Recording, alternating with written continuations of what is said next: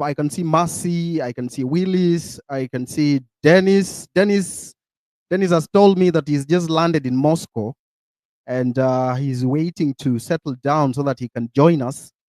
But I have sent you Willis, Marcy. I'm waiting for you to join. We are 6 minutes late.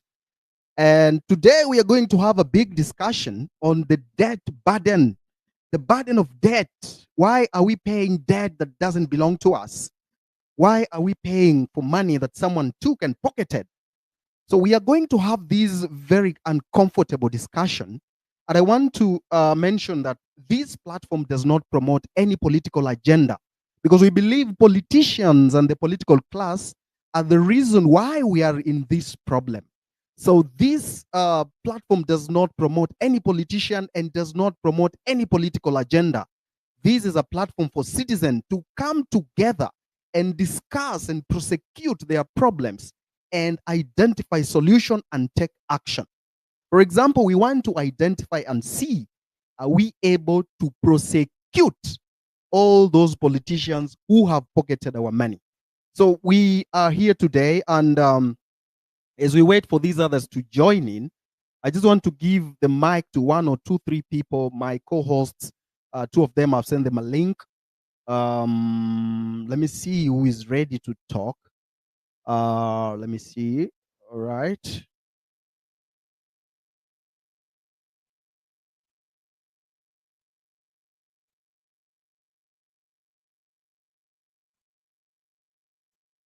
Thank you very much for joining. It's not easy to, to run such a big space, and I really appreciate for your patience.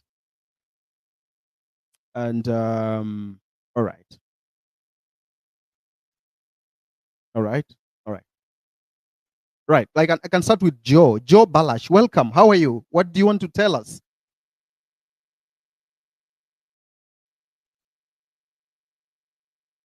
Hello.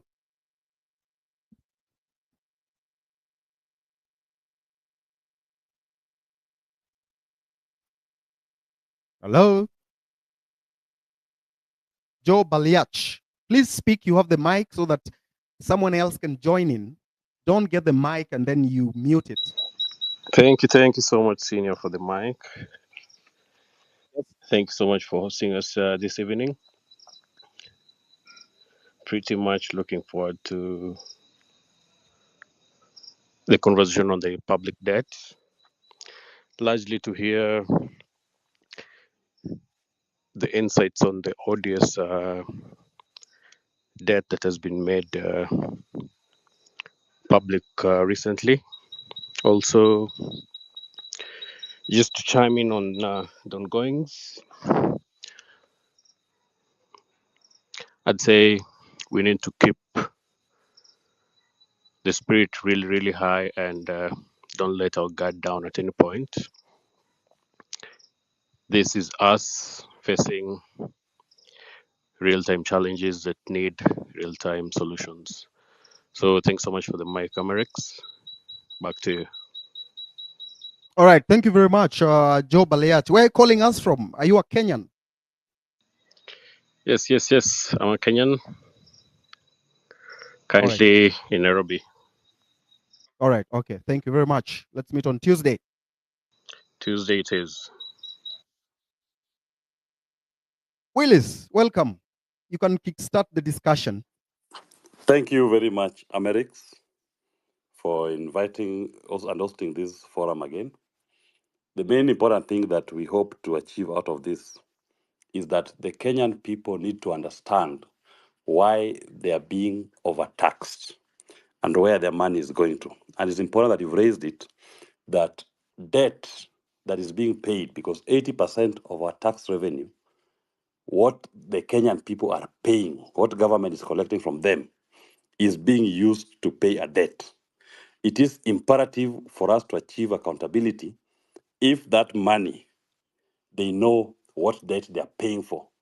Because as Jimmy will explain to us, over the last almost 10 years, we've paid over 5.4 trillion shillings as debt.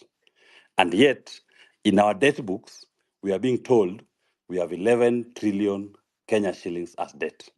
Why are you paying for this debt? It never goes down. It keeps going up.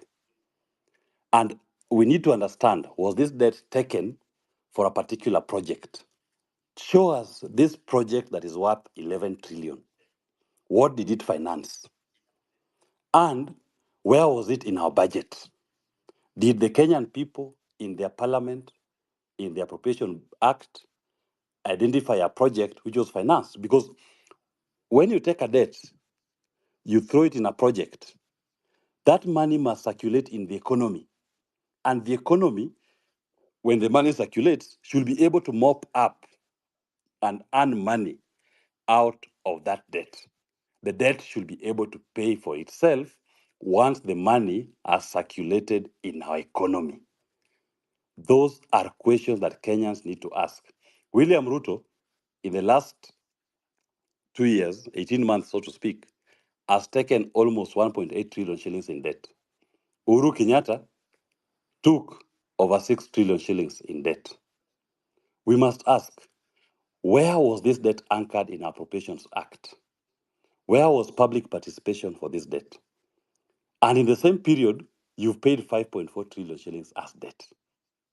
How comes then the debt is still 11 trillion? And did this money come into Kenya? Was it used for the benefit of the people of Kenya? What was our budget deficit, so to speak? That you can say this was the balance, this was the deficit that we had to go into the market to raise. Because if your deficit in 10 years was only 1.3 trillion, then explain to us, why did you take a debt of up to almost 8 trillion? What were you borrowing for? You took loans of up to 6 trillion shillings when the budget deficit was only 1.3 trillion. And did this money land into Kenya? Because when we explain this concept, you'll notice that some of the money was taken and the money didn't even land in our consolidated fund. The money went into other private accounts, other people's accounts, accounts that are not in the CFS. The controller of budget cannot explain.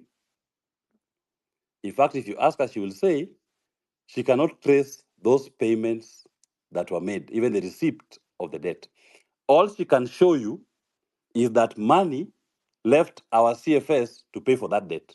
But she cannot show you money coming from the lender into our CFS account. The issue of domestic debt, our banks locally here issue treasury bills every day, government issues, and they go and take it up. Your own money, your deposits, because banks don't have their own money. It is your deposits they rely on. These banks have been buying bonds and bills every day. That bond and bill that they're floating and they're taking at exorbitant interest rates of almost 17%. Which project is it funding? Because according to our laws, project debt should only go into a project fund. But I will not speak much on it because today we have Jimmy Wanjigi, who has been very vocal on this issue. Maybe you can give him the mic to explain further on this concept. And let me just say this. We come into this space as citizens who are concerned about the country. We are not coming into this space as politicians who are trying to campaign. And we are open to be asked any questions, to be interrogated. The information we share can be used by anybody, even in UDA, any Kenyan. Because what the Kenyan people are seeking is what will work for all Kenyans. Make Kenya work for all Kenyans. If the information comes from UDA, it will help. If the information comes from us, an ordinary citizen, it will help. The ultimate goal is to make sure that Kenya works for all Kenyans. Last time I'd said, let us not allow politicians to occupy and own this space. This is a citizen space that is meant to hold everybody accountable and to allow Kenyan people to understand and know the details of how their government is working and how their money is being utilized. If Jimmy can be allowed to speak, I think Amerix can allow him, or he can speak from my, because I'm with him. He can speak from my. Yeah, you The, can the, speak request, the from your request is end there. because I'm trying to Okay, let look me give him the for mic. He these can other speak from my people, end. but I can't see them. Okay, let me give him the. He is in, but the request has not been Mercy, admitted. Mercy, I'm looking for Mercy.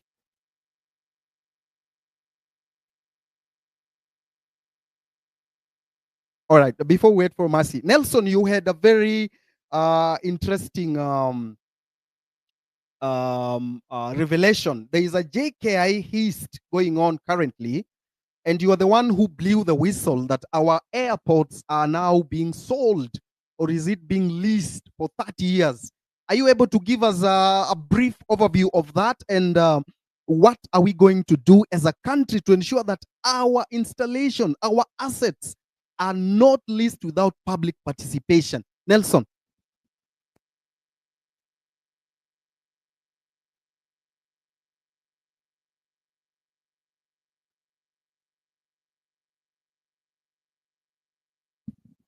Hello, Nelson, can you hear me? Nelson?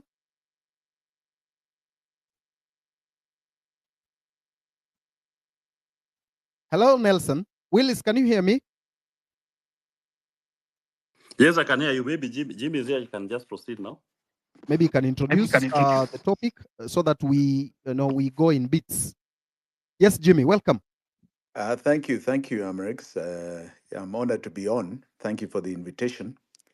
I'm sorry I couldn't have come on earlier. As you know, I was mourning my father. But now that we are here, let me be very clear. We are a country that is governed by laws, and everything we do is within that framework. Our government, and it's important people understand this because for many people it's not basic enough.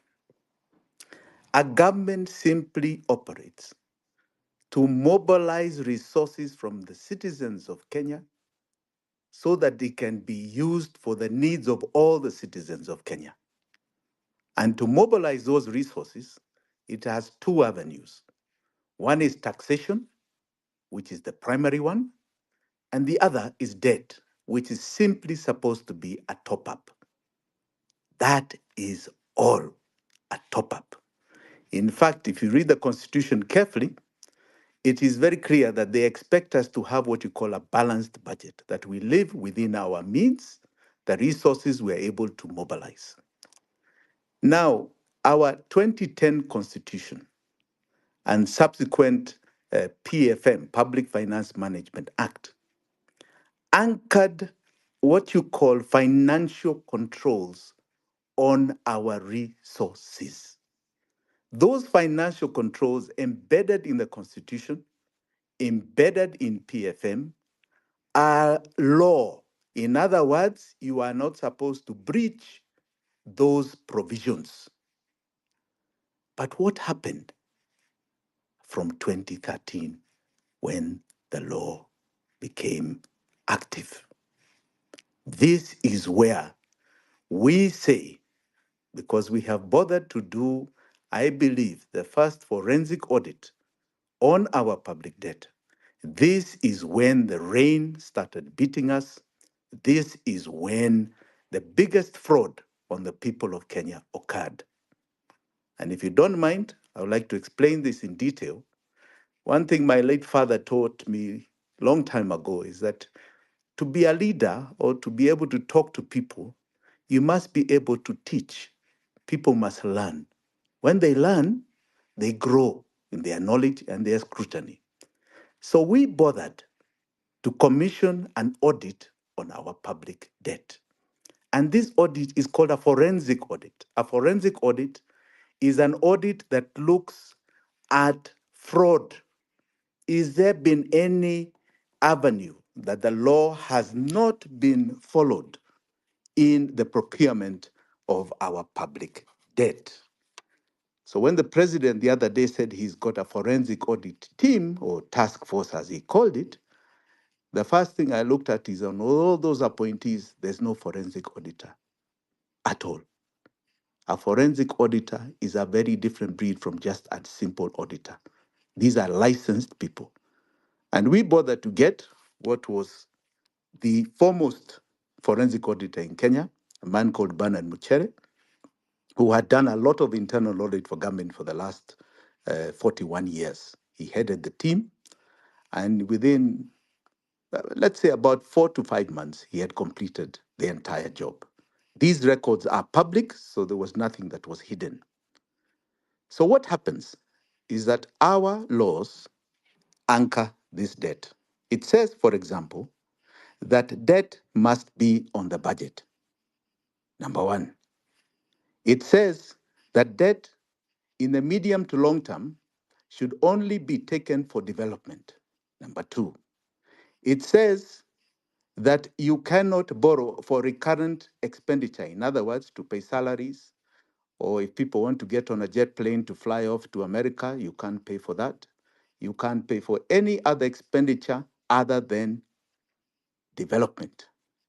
And then it says, number three, that if you want to borrow because you have cash flow problems, you can, but it must be within 1 year, and it must be paid within that 1 year. And on top of that, it gives a maximum, a ceiling. And the ceiling says this: it cannot be 5% more, it can only be a maximum of 5% of the total tax revenue, audited tax revenue returns of the previous financial year. So if you collected 2 trillion in tax revenue, then 5% means that you cannot take more than 100 billion. It also goes further to say that that is expected to be an overdraft at CBK. Now, that is the basis of our laws. One other provision I might like to say is what is called Article 214. Article 214 says there is the consolidated fund where all our revenue must be put in. So whether it's tax revenue, whether it is debt revenue, it must be put in one simple fund called the consolidated fund, one account, nothing else. So where did the rain start beating us? In 2013, the Uhuru Ruto government went to the parliament and they proposed an amendment number one to the Consolidated Fund, an amendment through the Public Finance Management Act, that you amend the Constitution, Article 214, through the Public Finance Management Act, which, as you and I know, is an illegality. You cannot amend the Constitution through an act. And they added two more provisions that were not in the Constitution, saying that money, in essence, do not have to enter the consolidated fund. That was the first. The second is that they introduced something called supplementary budget number two. Supplementary budget number two was another foundation of fraud. If you read the provisions in the Constitution on a supplementary budget, first, it is an addition to the budget that has been passed by the end of June that year. So it is just supplementing the items there. And there is a maximum that the addition cannot be more than 10%. Now, that means that there's a ministry, for example, that is building a road, and they find that it was 100 shillings, and the cost has gone up to 110, so they ask for the 10 more. But it is already in the budget, 100 shillings. Now, here, in supplementary two, they suddenly decided they're introducing something called a new budget with the new projects that were not in the previous budget passed in the appropriations of that June. So this is where the fraud began. Now, the fraud began with those two. So money started being borrowed that were not on the budget. Money started going into accounts that were not the consolidated fund. And our summary is simply this. And I'll give you a summary from July 2013 all the way to June 2023. 10 years. Remember, I said debt is a top up, it is not a principle. So we said, let us look at the accounts of government. What is the government expenditure? How much did the government put on the budget for development? It was 6 trillion shillings. How much did they put for the counties? We put the figure. How much are their salaries over those 10 years? We put the figure. How much were their operations expenses? We put the figure. How much were their pensions? We put the figure. One item we removed, because this is what is called a primary balance, we removed one item called any debt payments. So we found a figure of 14.6 trillion. We said, very good. That's the sum total of 10 years. Fantastic. So how much income did we get? How much was KRA stating that they got? All right. So KRA, we did their actuals, not estimates. It's simple math. We calculated simple math, and that figure over that period was 13.3 trillion. So we had what you call a shortage of only 1.3 trillion. 1.3 trillion was the only item that was needed for a budget, for all those budgets of 10 years. That is the top up that was required. That is what many economists like to call the deficit. Nice, simple, clean, 1.3 trillion. So we said, okay, how much did we borrow? We borrowed, Eric, to your shock, a figure of 7.7 trillion over the same period. In other words, if you do the subtraction of 1.3, 6.4 trillion more than we needed, more than was on any budget that had been put forward, more than any approval from Parliament, because Parliament approves a budget where the debt is anchored. That means that that 6.4 did not go to anything for the sovereign called the Kenyan. It is simply a heist. But we didn't stop there. We went on and we said, in the same period, how much money was allocated to debt payments? How much of our taxes, the ones that Kenyans sweat to pay, went towards our debt payments? Our figures had ended because we had done July, up to July 2022, we found we had paid 5.6 trillion. To June 2023, we added another 1.4. So there you have 7 trillion. Then this last financial year that has just passed, with the controversial bill that you're seeing people rejected, this last financial year, we paid another 1.8. So that is 9.8 trillion we have paid for debt payments, right? We overborrowed by 6.4. Okay. What are we being asked for today? The figure is 11 trillion. This figure does not come down. When we did our audit in 2022, it was 8.5. Today, it's going to 11 trillion. You now balance it between how much, what the dollar exchange rate is. This is a phenomena that we cannot deal with. This is a grievous fraud, and we are never meant to pay it. It is our chain, it is our slavery.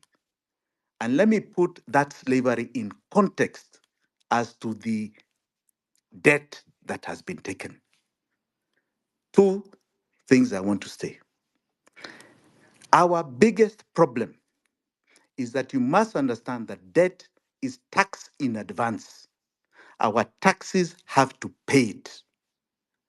So you go back to our history, even before we had these great laws in the Constitution and PFM, Public Finance Management. When Moi handed over the economy of Kenya to Mwai Kibaki, Moi was collecting 170 billion in tax revenue. And he was paying of every 100 shillings of that tax revenue, 28 shillings towards debt payment. He had in 1995 appealed to donors, in other words, the creditors, at a group called the Paris Club, and had gotten softer repayment terms. He was paying 28. He had rescheduled his debt. He was paying 28 shillings of every 100 to debt. So Kibaki takes economy and he hands it over to Uhuru in 2013. And at that point, Kibaki has taken revenue to 1 trillion shillings, just under. Just under. And you know how much he was paying to debt of every 100? 18 shillings of every 100 shillings was going to debt payment. So he had brought it down. Great. We had seen the modernization of Kenya because Kibaki is the father of Kenya's modern age. In 2022, Uhuru Muigai Kenyatta, but I must say Uhuru and Ruto were in the same government, hands over to Ruto. And at that point, revenue had gone to something like 2.1 trillion, double. But 70 shillings of every 100 was going to debt. Today, as we are talking, 80 shillings, just under 80 shillings of every 100 of tax revenue we sweat and contribute goes towards the payment of one item called debt. So you can understand why he wants to come and tax us more and do everything he can, because we are at that state where you have just a manager who is simply just receiving money and paying debt. He's not managing any other affair. That is the critical nature we are in. Wait, Jimmy. What did you say? I had something 80, 100, something. Can you repeat it so that it gets deeper Let me into our repeat bone it. marrow? Yes. Let me repeat it. Eric, can you hear me now? Yes, yes, yes. Okay. Let me repeat.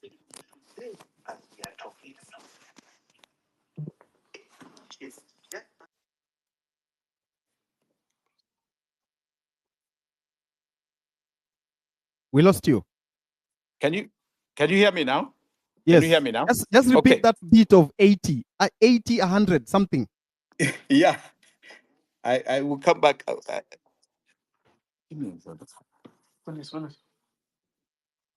How are our taxes being used? One person in his own personal account having 7.4 billion. 7.4 billion. You go up to Bungoma, where I come from, where poverty is the order of the day. 100 million is siphoned from Bungoma. What are you saying? What are you saying? What is he saying? Yes, go on. What are you saying? Hello, Jimmy. We lost you. Mercy, I can see you here. How are you, Mercy? Can you hear me? Just hold on, Jimmy. Mercy? Can you hear me, Amerix? Amerix, Just hold can on you a hear bit, me? Jimmy. We lost you. Mercy, can you hear me? Mercy? We can hear you. Yes, go on, go on, go on. Can you tell us what happened? Why? Because we say debt. The debt problem is because of the political class. And the political class begin this problem by hoodwinking the people down there, the rural people, the voters. They con and steal from them. Then they graduate from the rural voters to the treasury. Can you please tell us, Mercy, what happened down there in Wasinigishu?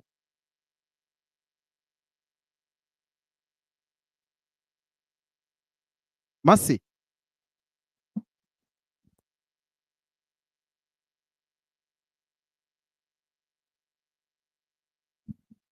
Mercy, is there a problem from your side? Mercy? Eric, shall I continue? Can you hear me? Okay, go on, go on, go on. A lot of confusion everywhere. Go Sorry, on. Eric. Sorry, Eric. I was saying, you asked me to repeat that for what is this about every 100? So what has happened is that when Moi handed over the economy of Kenya to Kibaki, he handed over a revenue base of taxation of 170 billion. That's the amount of tax Moi was collecting. And of every 100 shillings of that debt, he was paying 28 of every 100 towards the payment of debt. When Kibaki handed over his economy to Uhuru Muigai Kenyatta, he was collecting 1 trillion. He had taken revenue tax collection to 1 trillion from 170 by widening the economic base of Kenya, removing barriers to our growth. And of every 100 shillings of tax revenue, he was paying 18 shillings towards the payment of debt. Remember, debt is tax in advance. When Uhuru Muigai Kenyatta handed over to William Ruto, but I like to repeat that they were in the same government together, revenue, tax revenue had gone to 2.1 trillion. But for every 100 shillings of that tax revenue, 70 shillings was going to one item called debt payments. Today, the end of the financial year 2023-2024, which ended June 30th, the calculations are the following: that for every 100 shillings, tax return revenue has gone to 2.4, but for every 100 shillings of that 2.4, 80 shillings, just under 80 shillings, is going towards the payment of debt. We are in an ICU situation. And unfortunately, as I said earlier, this debt did not come to us. It was never for our benefit. It is contrary to our laws, and we cannot and should not pay it. We should call it what it is, a fraud on the Kenyan people.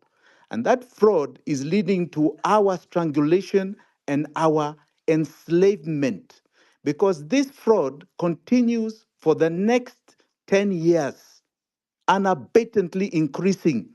These debt payments do not decrease. We paid 1.8 this last financial year. We are paying a similar amount, probably even more, because I'm sure the dollar will not remain where it is. Then this coming financial year, it's going to be more in 2026. It will be horrific. This is why we are in the problems we are facing. And I want to explain this debt in terms of its composition. When Moi was rescheduling his debt, he was only dealing with one party called the Paris Club. That is where you have the bilateral donors. You have IMF, you have World Bank, you have what you call the bilateral agreements with, the Western world. Today, we have a Madrid. We have 4 pockets. We have the bilateral Paris Club. We have the Chinese debt. We have something else called the London Club. The London Club debts are the Eurobonds you've been hearing about, are the so-called syndicated loans from these Western banks that are really commercial loans. And then you have the fourth, which is called domestic debt. These bonds and bills people keep subscribing to every so often, a fraud beyond your imagination. These are the 4 pockets. And I can Okay, tell you okay, today, okay, Jimmy. yes, Okay, Jimmy. Um, um, Hold on a bit. yes, Mercy, it's you I'm looking for.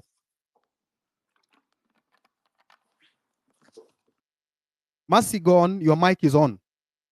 Go ahead and speak.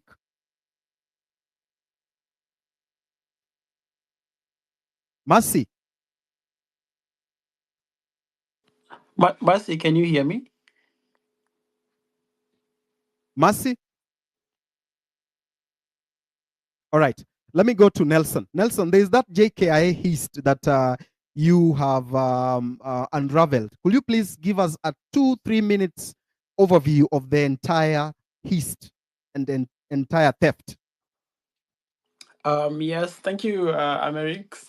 So over the past few days, I've been going through some documents from KAA, and it's very unfortunate that these things are happening without public participation, and it's in line with what Jimmy Wanjigi is saying, that the people in power right now are just concentrated on how they will enrich themselves and amass as much wealth from our own money and from the debts. And if you look at this deal, okay, let me start from the beginning. So, Hello. Thank you so much for hosting us. Can you hear me? Yeah, Mercy, we can hear you. Hello, can you hear me? Yes, we can hear you. Can you hear us? Mercy, can you hear me? Okay. All right. So thank you so much all for showing up. Thank you so much for hosting us. I'm going to start my presentation with a story. This story is about Chelangat Mutai. Then I will talk about the Finland scandal and the fertilizer scandal together with the bad seeds. Chelangat Mutai was when he was the vice president and the board chair of Highlands Girls High School, which is now Moi Girls High School. Why? For speaking truth to power. Chelangat Mutai did exams from outside, passed, and went to UN. Chelangat Mutai would write articles for the UN magazine that also spoke truth to power. There was a time that UN had a strike, and UN attributed some of her articles to a strike that took place. Chelangat Mutai was expelled again and went back to the village, where she started to teach. Chelangat Mutai got a scholarship to go to Harvard through a professor who was at UN. The only thing that they needed from her was a passport. She had accommodation, she had transport, she had everything. But now when it got to the passports, this is where the problem started. Moi declined to give Chelangat Mutai a passport. Instead, he took her file and he put it away and said that she's not going to get a passport. So they sent very many people to go and talk to him, her uncle who was in the military, her relatives, but he refused. And now this started her career. How? Because kama mumekata atoke Kenya, she decided she was going to make Kenya work for her. That is how she became the first woman, first Kalenjin woman, and the youngest member of parliament in Kenya. The Wasingishu Finland-Canada scandal. I'm not going to talk about myself or any of the students. Today, I will talk about 4 parents, only 4 out of 379 parents. Number 1 is Guka. If you listened to me, ile siku nikiongea, niliuliza those leaders, nikawauliza, nyinyi mumesema tukuje meeting hii time. Mumefika saa ngapi? Guka hapa hajakula. The Guka that I was talking about was 75 years old at the time. He lost 1.2 million to this scandal. How? He had a grandson. Aka decide now, okay, now I cannot give you this land because this land is, by the time in Africa, when you need to help yourself, it is not going to be enough. So what am I going to do? This is your inheritance. But because unataka kwenda kusoma, what I am going to do is I am going to sell this land so that I pay for you school fees, you go. So he sold the inheritance of the grandson. Then these people, he was very vocal in the beginning, very, very vocal. He would talk about it, he would come for meetings, and then all of a sudden, he would not show up. You would go look for him and he would just be silent na anawaambia nyinyi mtulie tu watawalipa tu msijali. And so you wonder, what did these guys do to Guka so that he does not want to speak? Because he was not paid. We asked him, were you paid? He said, I was not paid. There's a widow who had her firstborn in this scandal. Again, she paid 1.2 million. And she got this money by selling her property. She sold her plot with her house inside it, inside the plot. So she sold, aliuza nyumba na kauza plot yake. Siku hizi wanaishi kwa rentals, so that huyu mtoto akitoka hapa akuje atusaidie, asaidie siblings wake waone venye wata make, yani watajisaidia tu in this life. Now they are living in a rental house. Unaweza imagine majirani wakipita what they say, because first of all she is a woman, secondly yeye ni widow, third sahi aliuza shamba yao, sasa sahi wako kwa rent. Can you imagine the shame first of all, and then the mental torture that huyu mzazi ana go through? You have sold everything, wewe na mtoto wako mnakaa hapo kwa nyumba mnaangaliana, mnashangaa tutafanya nini? There's no, when you ask these people, they wanauliza wewe ulipea Mandago pesa yako ama ulipea Chelili ama ulipea nani? And you know very well ulilipa kwa county. There's a widower who had 3 kids. He lost 4.2 million to this. 4.2. He sold his 5 acres of land. Na kama wewe unatoka Shags, ata anyone knows how land is so precious. Very precious. Akauza 5 acres. Na tulikuwa tumepewa 2 weeks. 2 weeks mkuwe mmeleta pesa, kama hujaleta pesa unakuwa disqualified. So this man, he's a widow, he has raised his 3 daughters, ameenda ameuza shamba yake in 14 days. So that means hiyo shamba imeenda at a throwaway price, because you cannot get a buyer in that span of time mwenye atanunua na that amount, like the right amount of money. So he lost 4.2 million. Tulienda mkutano, the last meeting alikuja, tulikuwa na Chelili, Mbarorot na Mandago, na akawaambia mimi nimelipa pesa zangu, niliuza shamba, na akasema niliuza shamba zangu eka 5 nikalipa 4.2 million. Sahi sina mahali pa kuenda, sasa wacha nirudi nyumbani, nikifika huko nikae tu, mtakuja mnizike. The worst thing is that this man would not have found out about this, because anatoka uko ndani, ziwa ndani. He would never have found out about this kama these leaders hawangeenda kwa grassroots levels during burials, wedding ceremonies, na kuambia watu, you know what guys, we have this program that is taking people abroad. So he sold his 5 acres. You can imagine. And now when he asks again, anaulizwa wewe ulipea pesa yako nani? Lastly, I will talk about a parent with 2 kids. This man lost 2.5 million Kenya shillings. He had 2 daughters in this scandal. He paid 2.5 million to the same account. Then, this thing, pesa ikapotea. Mpaka sahi, bado sisi wote, everyone mwenye alikuwa kwa hii kitu, ako Kenya. Ilibidi ametoka Wasingishu kwa sababu this was his pension. Ilikuwa mpango yake. Alikuwa amejiambia, unajua, niko na watoto. Nikilipia watoto hizi pesa, wanaweza jisaidia kimaisha, waone kenye watafanya, waende wasome, maybe in 1 year, 2 years, wanaweza rudi Kenya wanisaidie. So hivyo. Sahi wote wako nyumbani. Imebidi atoke Wasingishu, ameenda Baringo. Kufanya nini? Farming. Farming gani? Ya nyanya. All of us know, if you're a farmer, unajua how farming ya nyanya ni very, very, yani inahitaji so much care. It is not like maize where you just plant and then you leave, you go. This is tomatoes which require you to stay hapo the whole season. Huyu mtu ametoka civilization, ameenda uko in the middle of nowhere. Why? Again, to start over.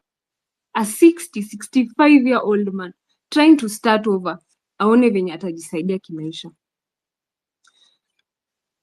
Wamechukua hizi pesa, na sahi tena mkienda kuuliza, wanauliza wewe ulipea Chelili pesa, ulipea Mandago pesa, ulipea Barorot pesa, ulipea nani? But Okay. That is what your government can do for you. All right, Mercy.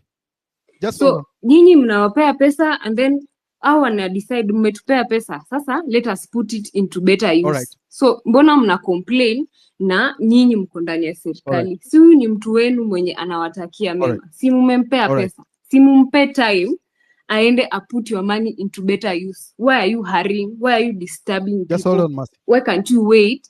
We put your money into better use and then decide that we are going to now pay for you school fees if we want, or maybe refund you. Alright. Alright. Then they will ask you, why are you fighting a government that is working?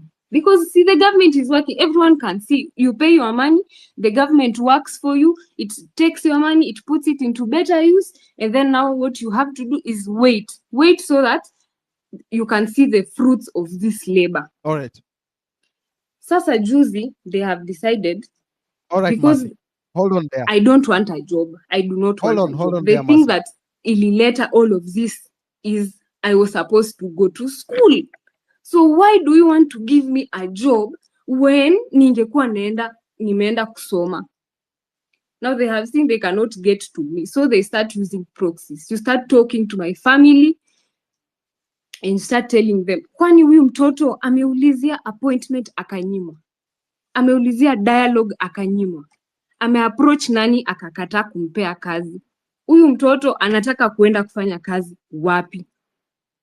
Mbona tunaongelea kazi ya mtu mmoja na kuna 379 others who are suffering, who have sold their land, who have sold their property penye wanaishi. Alright. Alright, Mercy. Hold in there. Hold there. Hold there. But that is your government for She you. can't hear me well. Let me bring in Francis. Francis, Gaido, what is your comment on all these issues of politicians stealing money, stealing loans, looting money all over? What do you think is the way forward here? What are we going to do as citizens? Because we cannot keep on talking, tweeting, writing, posting. We need action. We need to take action. We need to take action. Americs, we are tired of this bullshit. We are tired of the garbage we are seeing everywhere. So let me tell you something weird I observed today. So after the Trump assassination attempt, then immediately I saw Elon Musk. Elon Musk said that he has endorsed Donald Trump for the presidency in light of the happenings of today. Now, I was like, can you imagine if a businessman in Kenya tried endorsing a candidate for president, what would happen? We have seen the repercussions. We have seen everything that happens in Kenya when you align with one individual or presidential candidate. It's become so bad that if you are involved in politics, you are socially and economically isolated. We saw during, especially Uhuru's presidency, which was very vindictive, very toxic.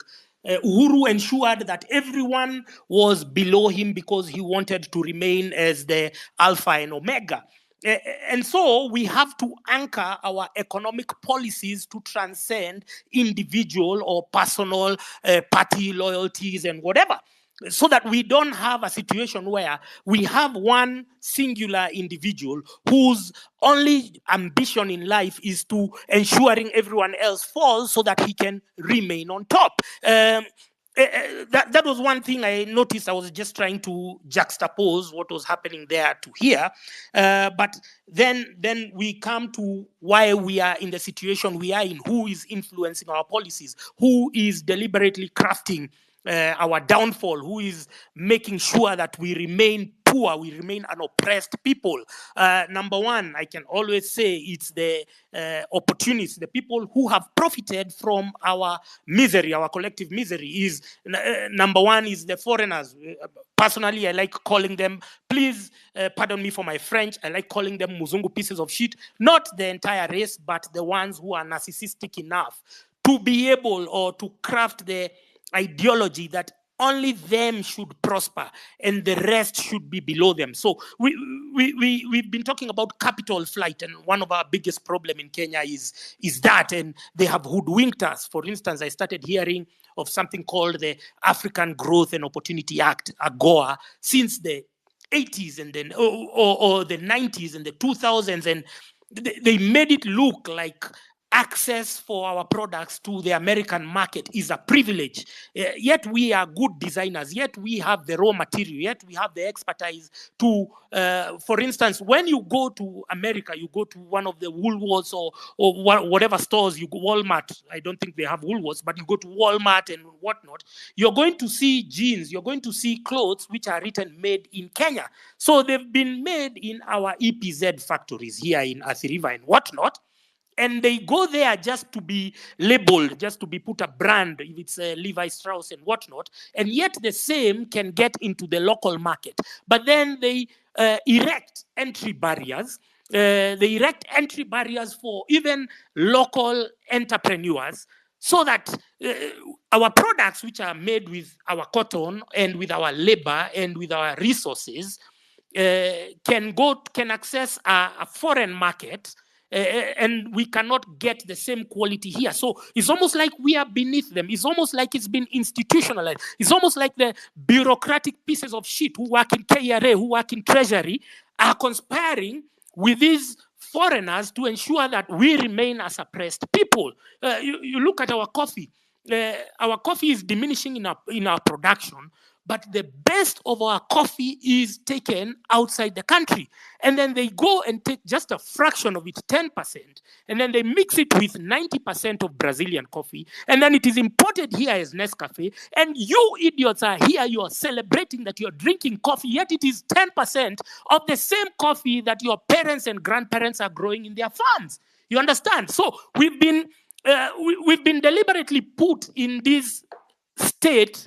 And then they come and scaremonger you and tell you, build and fashion all these narratives about stability and economic prosperity, but it is them who are prosperous.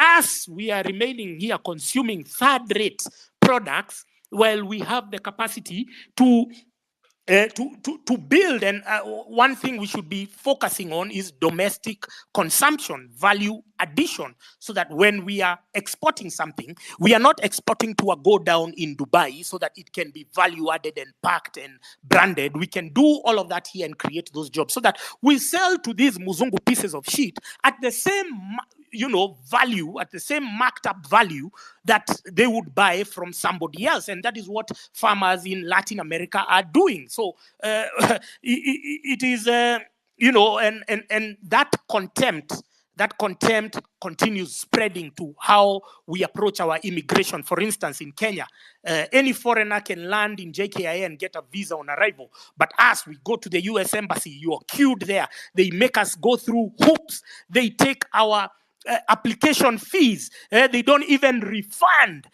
Which is why I was saying the other place we should be occupying is occupying US Embassy. Because how do they charge $200 for an application where they already have a quota where they know we are going to allow these ones? They already have a quota. So today they say we are only allowing 20 or 30.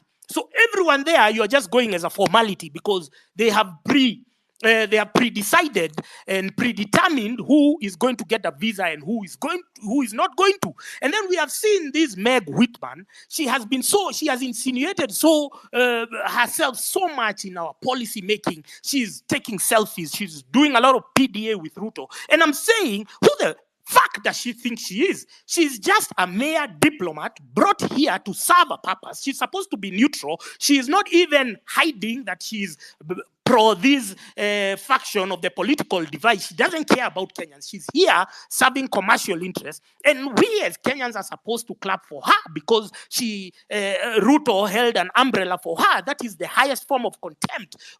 We are here because of colonialism. These are the offshoots of colonialism in the 60s and the 70s, and we still find ourselves in the age of the Aquarius. We are still complying with such nonsensical PR stunts. So if we are saying occupy everywhere, we also include occupy US Embassy, because number one, they have enabled this rogue regime. They have facilitated all these things you're seeing, the murders and the genocide and the massacres in Githurai and Rongai. But over and above that, they have implemented, because we have a weak Ministry of Foreign Affairs, they have implemented some immigration policy where Kenyans are made to feel as if we are going to beg for visas. You should make those decisions earlier, so that if you're not going to give somebody a visa, you're going to refund 75% of the educational of the applicational fees. And I think everyone, we are on board with that.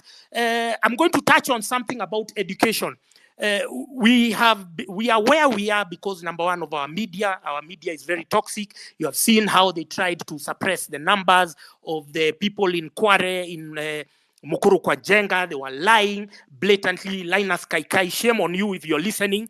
You're full of shit, you journalists. Journalists should not be allowed anywhere where we are doing our protests or doing our activities. Because if you're going to get the real information from the people and then you go and alter it because you've been paid by State House, then we should not allow you to be there. So journalists are one part of the problem.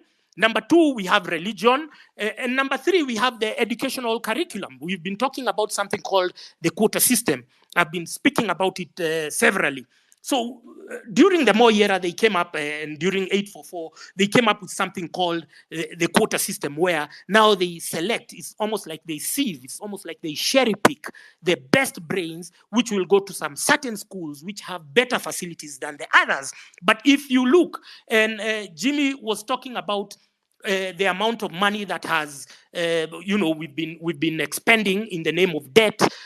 We've been collecting. Now this year they've collected 2 trillion in taxes. They are going to borrow another probably 2 to 3 trillion in in loans.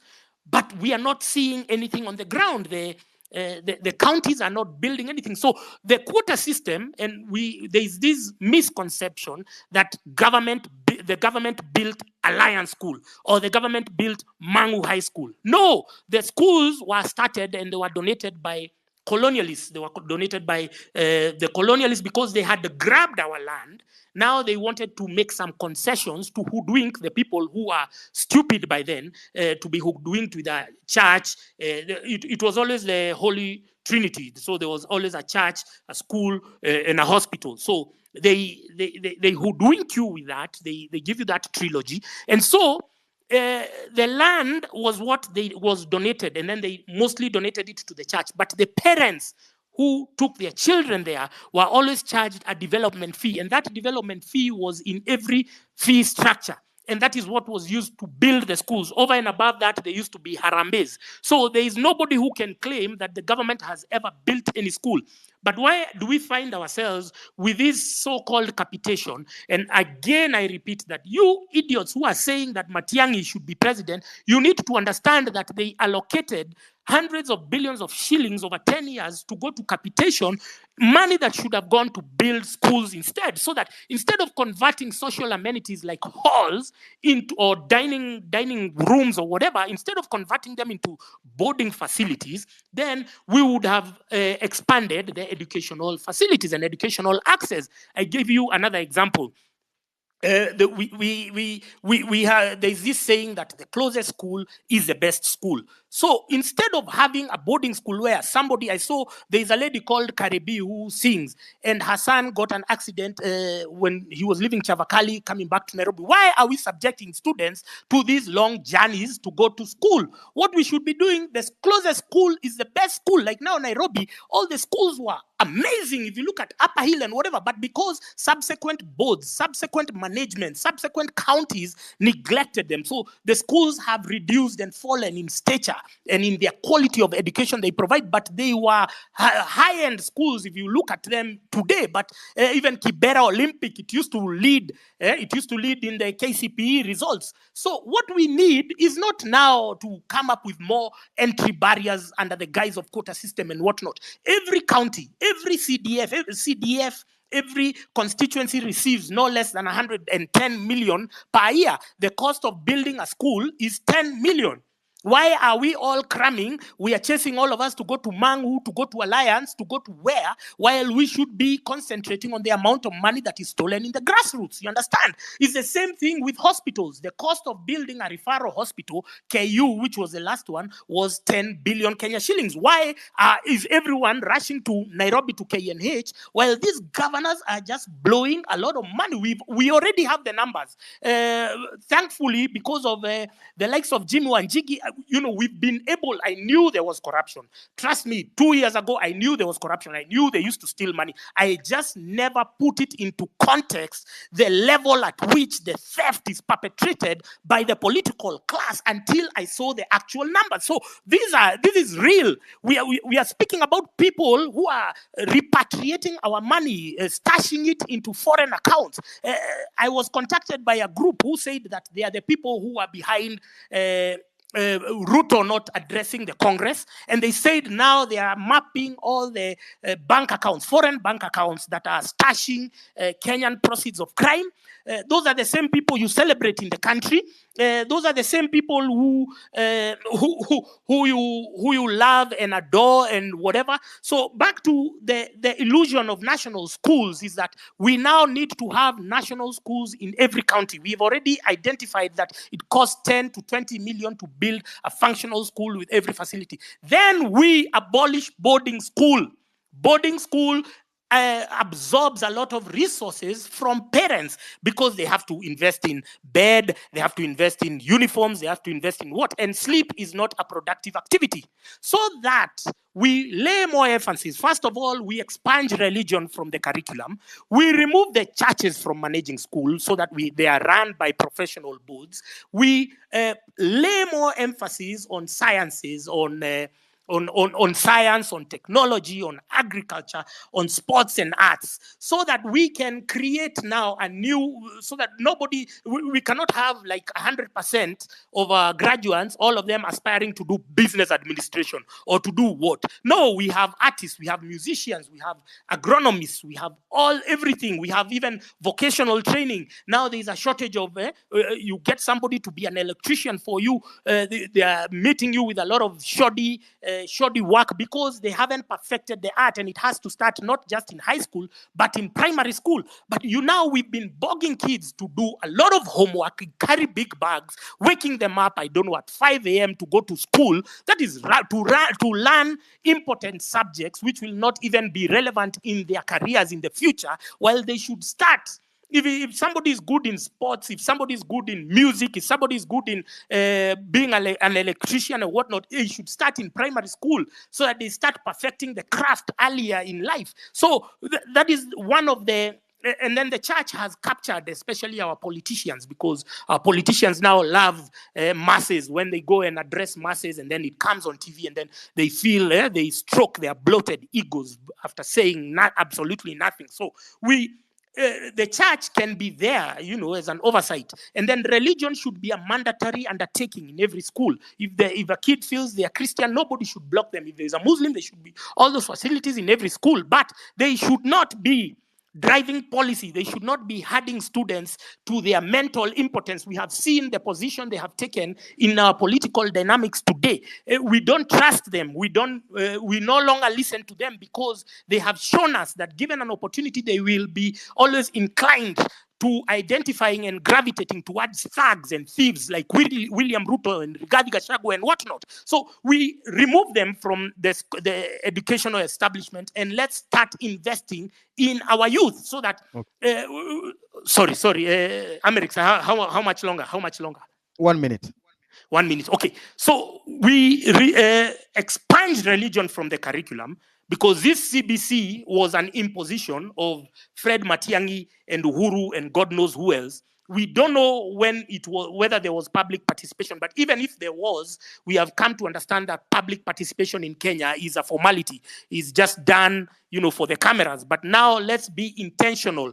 And even as we are talking about overhauling the political and economic structure, let every sector contribute in a way. You already know the challenges that affect you in whether it's in industry, whether it's in agriculture, so that we have one harmonized document to overhaul our economic blueprint, so that we build a new one, we anchor it to the constitution, so that in future, one president cannot wake up and say, oh, because I hate Jimmy Wanjigi, I used to love him, he's my friend, let me go rock up to his house and raid him when his family is there. We don't want to see such scenes again, and they will only be a figment of our imagination. They will only be a distant past if our reforms are intentional, if they are deliberate, and if they are forthright, and if we are all committed to the same particular process. Thank you very much, Amerix, for having me.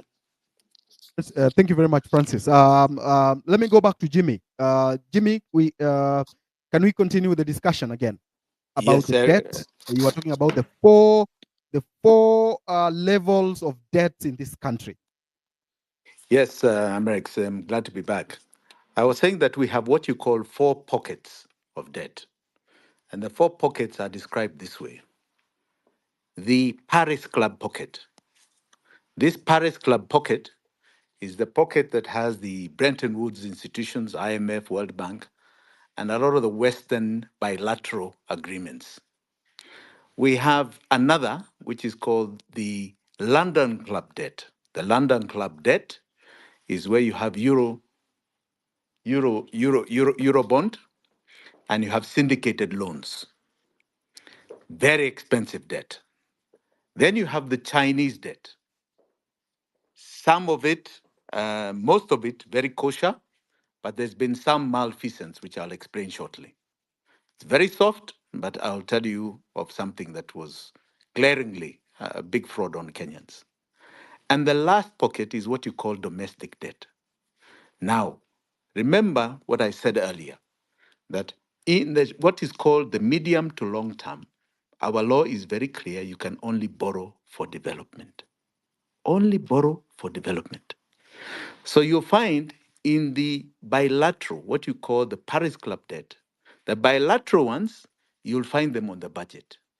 You'll find line items. For example, USAID is funding a bridge in Lamu, for example.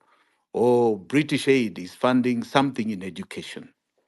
Or there is a road being built by the Italians, and it's on the budget. It is always in what you call the appropriations bill. The appropriations bill is basically the budget according to our laws. Now, you'll find that. You'll find there is support for IMF and World Bank in the budget. It is there. Some budget is support going to line items, what are called vote items in the budget. Some of this IMF money I'll come to later, we are questioning what it's about because it is not in the budget. Now, you come to what you call this new pocket that was introduced over the last 10 years or so, called the London Club pocket.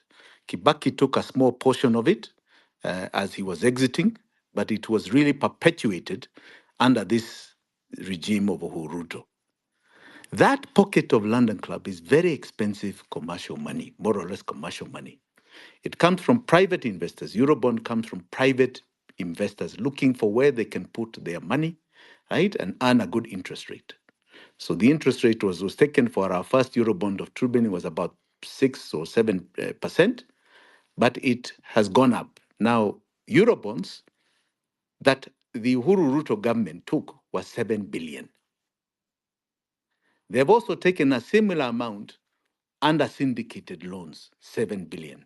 And I can tell you today that none of that money, because it is long term, it is beyond 1 year, none of that money, you're talking about $15 billion, appears anywhere in our budget. It funds not one project. It does not even, we don't even have it as appearing in the consolidated fund. It does not fund one item on the budget. That is your London Club pocket, and it is very expensive. Then you have the Chinese debt. The Chinese debt, most of it is anchored in our budget. It is very clearly stipulated what projects they're supporting. Right? If we are doing a road, if we are doing SGR, it has been there. But SGR has been a fraud of monumental proportions. And I'll simply put it this way just to give you an example. Just to give you an example. I'm very familiar with this project called SGR. Very familiar.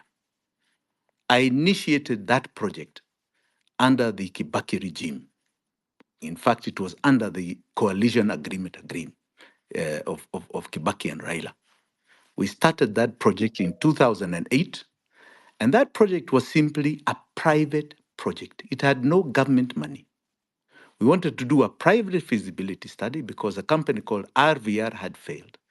And we wanted to do private investment of a line from Mombasa all the way to Malaba, right? Simply a private investment, no taxpayers' money. Our costing out of our feasibility study and our technical study came to 55 billion shillings, all the way from Mombasa to Malaba. I suddenly saw an amount of just Mombasa to Nairobi, somebody parachuting a project that had become government under the Uhuru government of 380 billion, just Mombasa to Nairobi. That project from Mombasa to Naivasha costed for what were called the original construction plus rolling stock amounted to 500 billion shillings. So just to give you a summary. So the cost of the project is 500 billion. Chinese Exim Bank, that's the Chinese debt, say we are going to loan the Kenya government a total of 90% of that money. So Kenyans, you must raise 10%. 10% of 500 is 50 billion shillings. So us from our hard-earned taxes must pay 10% before they pay the 90%. So we did an audit of these amounts. It's part of our debt audit. We did an audit. What happened? Did the Chinese give us all the money that they said? Yes, they did. They gave all the money. It was paid directly to China Road and Bridge Company, the 90%. So did Kenyans raise the 50 billion, which was 10% of 500, right? And did they contribute their share of 10%? We did the sums. Now, on the loan part, I want you to remember we are servicing that loan at very expensive rates. In fact, this coming month, there's a big bill coming up. Now, did we raise the 50 billion to as our contribution of 10%? So we did the numbers, right? And it's called Self-Raising Finance, SGR grant from the Treasury. So 50 billion was supposed to move from Treasury to Kenya Railways and then to the contractor called China Road and Bridge. So we just did the math. Eric, it was not 50 billion that was paid. It was 644 billion shillings that came out of the Treasury to go to Kenya Railways, to then go to China Road and Bridge as self-raising finance for a project worth 500 billion. So we paid for it with our own money and even more. And yet we took a loan and we are paying back that loan. China Road and Bridge for the building of SGR from Mombasa to Naivasha was paid a total of almost 1.2 trillion for a project of 500 billion, according to the contract documents. So 700 billion above what was required. That is a frightening fact. Then you come to something called domestic debt. What you hear, bonds and bills taken from our local banks, insurance companies, pension funds. This amount of the total debt we're talking about, almost 11 trillion, today stands at 5.1 trillion. 800 from our pension funds, 700 from insurance companies, the rest from banks. In other words, it's our deposits, the Kenyans' deposit in our banks, that the banks have decided to take to the treasury, loan to the treasury, and then our taxes pay them their huge interest rates. So you can see where you see some bank CEOs earning humongous amounts of bonuses and all sorts of amounts like 300-400 million shillings a year. This is why our money going to Our government and our taxes paying for all these banks to make humongous profits at our expense. You and I try and borrow, we are told to borrow at 25%. They are loaning to the government at 16%. It is a monumental fraud because, again, there is nowhere in our appropriations bills revenue that you can say this money. Look at bonds. The other day they took an infrastructure bond of 200 and something billion shillings. I think it was February. What infrastructure on the budget was being funded? Nothing. Nothing. These bonds and bills have funded nothing in our budget. And yet, do you know how much interest we have paid for 5.1 trillion over 10 years? We have paid them a total of 2.7 trillion in interest payments. This is criminality beyond your imagination. And there are some key banks here that have perpetuated this fraud. KCB, Cooperative Bank, Equity Bank. Those are three banks that have perpetuated a very clear fraud on the Kenyan public, us as depositors, and us as taxpayers, and made humongous profits, become oligarchs against the sovereign, against us. And we must start saying we are not going to take this rubbish anymore. And this rubbish goes this way. If you have deposits in those banks, if your parents have deposits in those banks, we should pull them out tomorrow, not today, not yesterday, not the day after, tomorrow, if not today. Remove that money. Take it to banks that are not defrauding us, because what is happening there is a fraud of the highest proportions. I want to go back to the London Club debts. These bonds, Eurobonds, these syndicated bonds, these syndicated loans, none of those appear on the budget. But one underlying fact you will find is that somewhere along the way, like you saw recently with the latest payments of Eurobond, the last payment of Eurobond was paid 500 so-called billion balance, right, of the 2 billion we had borrowed. That was paid by World Bank, IMF. Why are they underwriting money that never came to us? Who is this that they are backing? So here they are. They encourage us to take those very expensive loans, knowing full well they are not on a budget. And then when we can't pay, IMF comes up and it starts rattling. Oh, we can save you, but these are the conditions. And the conditions become a matter they become a matter of our slavery. Now, all this information I'm giving is in the public domain. Our forensic audit is in the public domain. We got it from public documents. We are not trying to create new documentation. And we've been speaking this for the last 2 years. Kenyans need to understand categorically that we are in a mode of slavery. And I'll perpetuate this slavery by going back to the point where we were saying today, 80% of our tax revenue is going to one item called debt. These debts I'm talking about, and which we have already paid for. We don't owe, but we are going to keep being made to pay unless we cut off this chain because it is illegal. We do not owe it. This coming financial year, 2024-2025, the estimate from the Treasury of debt payments, keeping the current exchange rate, is 1.853164. In other words, 1.853 trillion shillings is going towards the debt payments this financial year of 2024-2025. You come to the year 2025-2026, it is 2.2 trillion to be paid to debt payments. You go to the next year, 2026-2027, is 2.352. And remember, we are getting what you call diminishing returns on our revenue, the Laffer curve, which is the maximum you can squeeze out of us.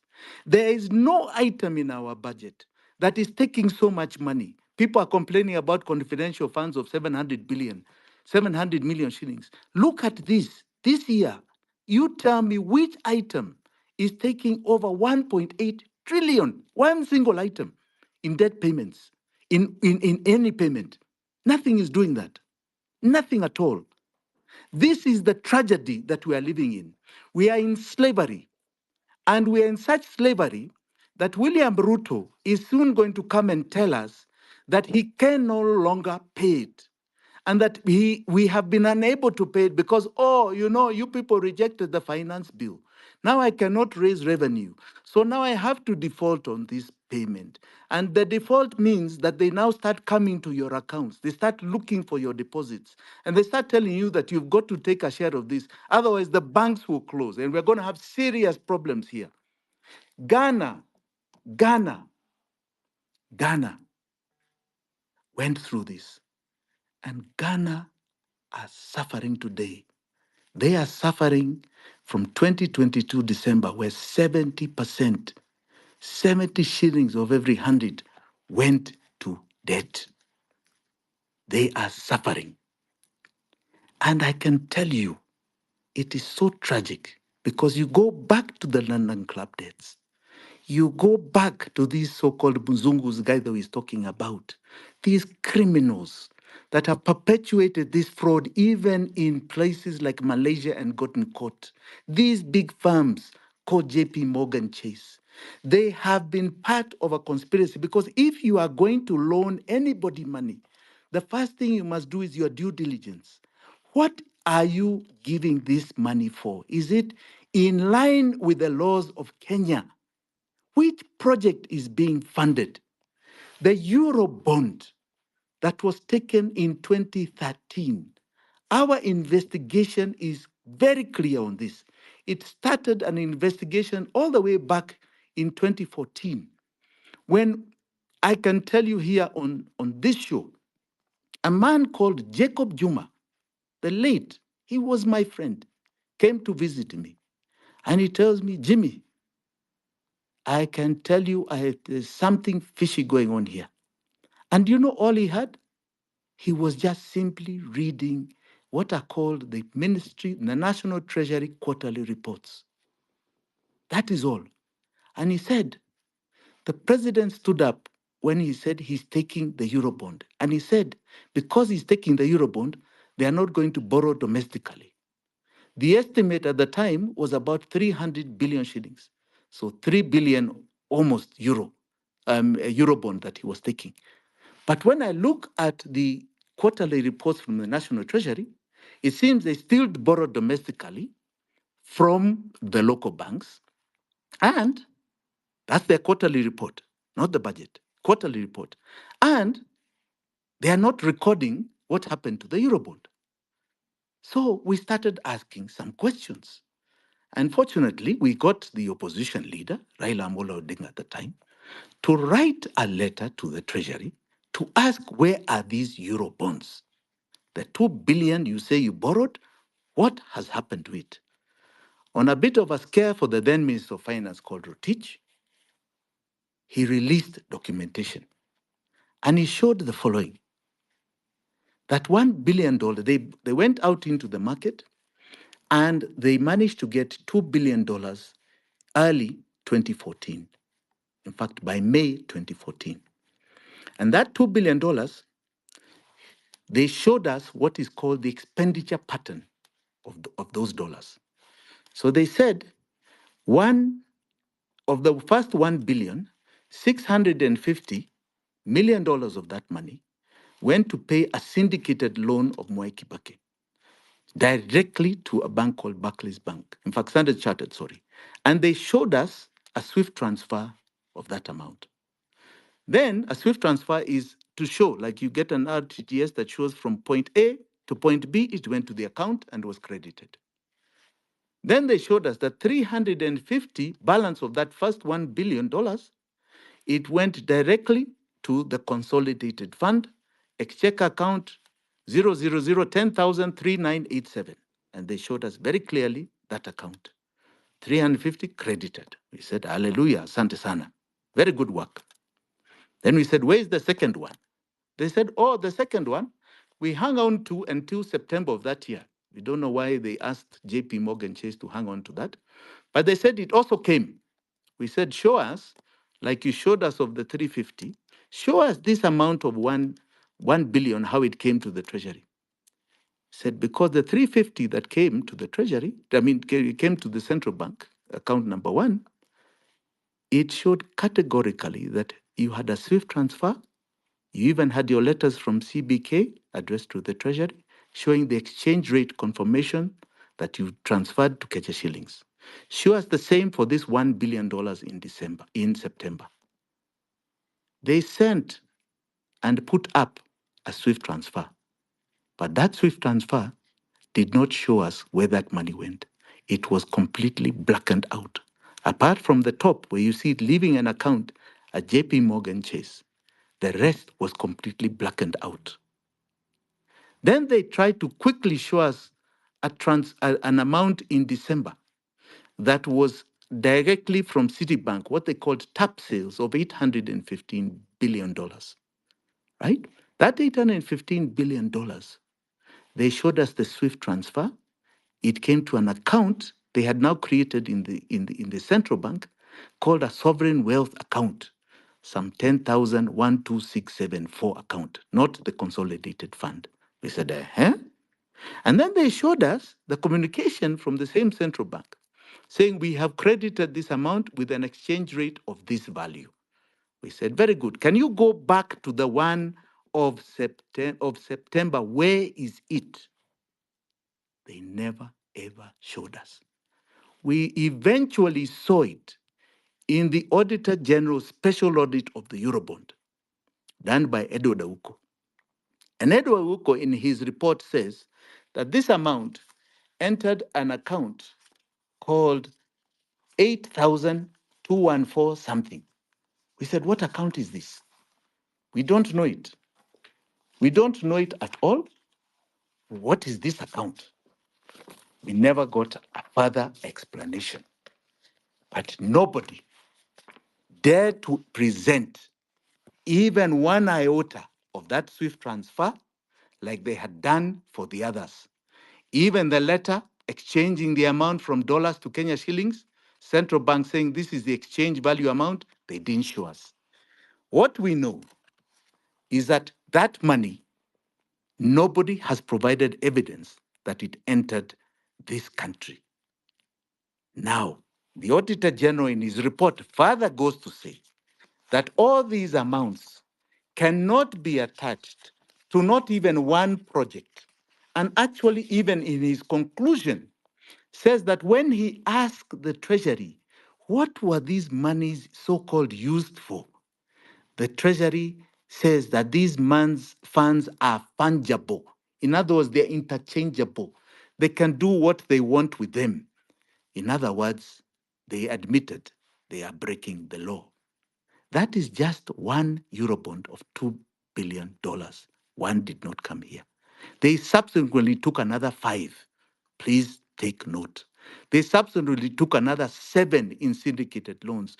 We cannot find anywhere in our budget and in our books. Now, Kenyans, are we going to continually accept that we are going to become slaves and have agreed to become slaves? Because this is what is called modern day slavery.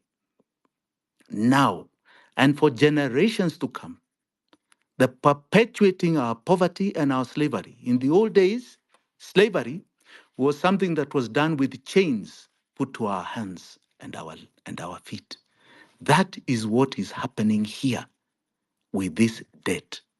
Debt has now been used by our own oligarchs, our own people in power, and of course, in collaboration with others outside this land.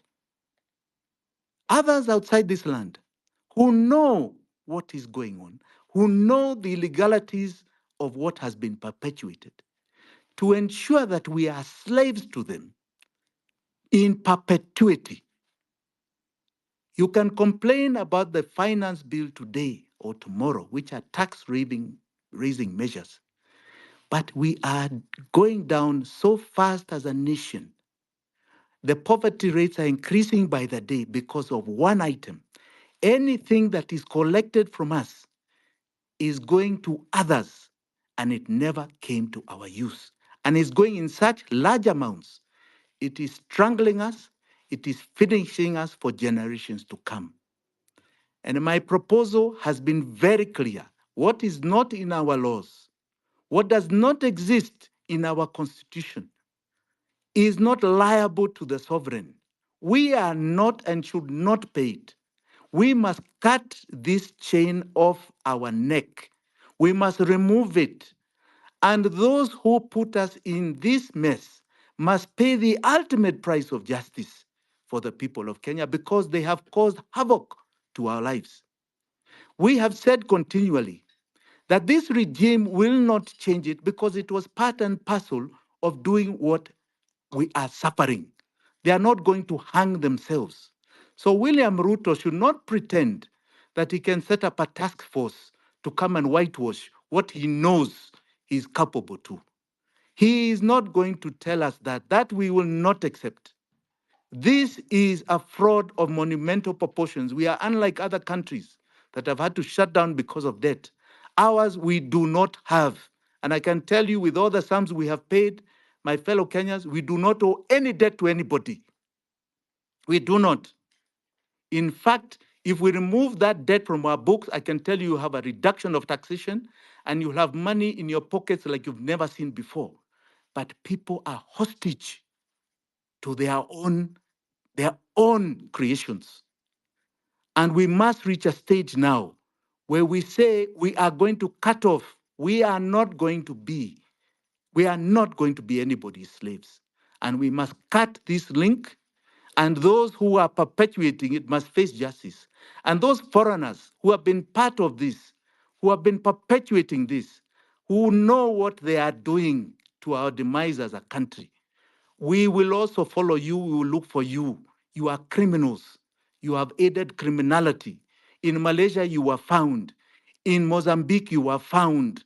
You shall be found even in Kenya. And those who are protecting them, please. We used to have big friends. The West have been good friends of Kenya in the past. Why do you want us to be your slaves? We are just as good, if not better than you. We deserve more, and we are not going to take this nonsense anymore. So, my fellow Kenyans, we start with our own. Those who are perpetuating our slavery in something called domestic debt, those culprits, those oligarchs, must be dealt with now. Tomorrow, the day after that, go take your money from those banks. Tell them they are not at liberty to continue your slavery. Tell those banks that decide they are going to put money in bonds and bills to our detriment, bonds and bills, money that does not enter the consolidated fund, money that is going to buy bullets to kill our children, that we cannot account for. We are not going to agree anymore.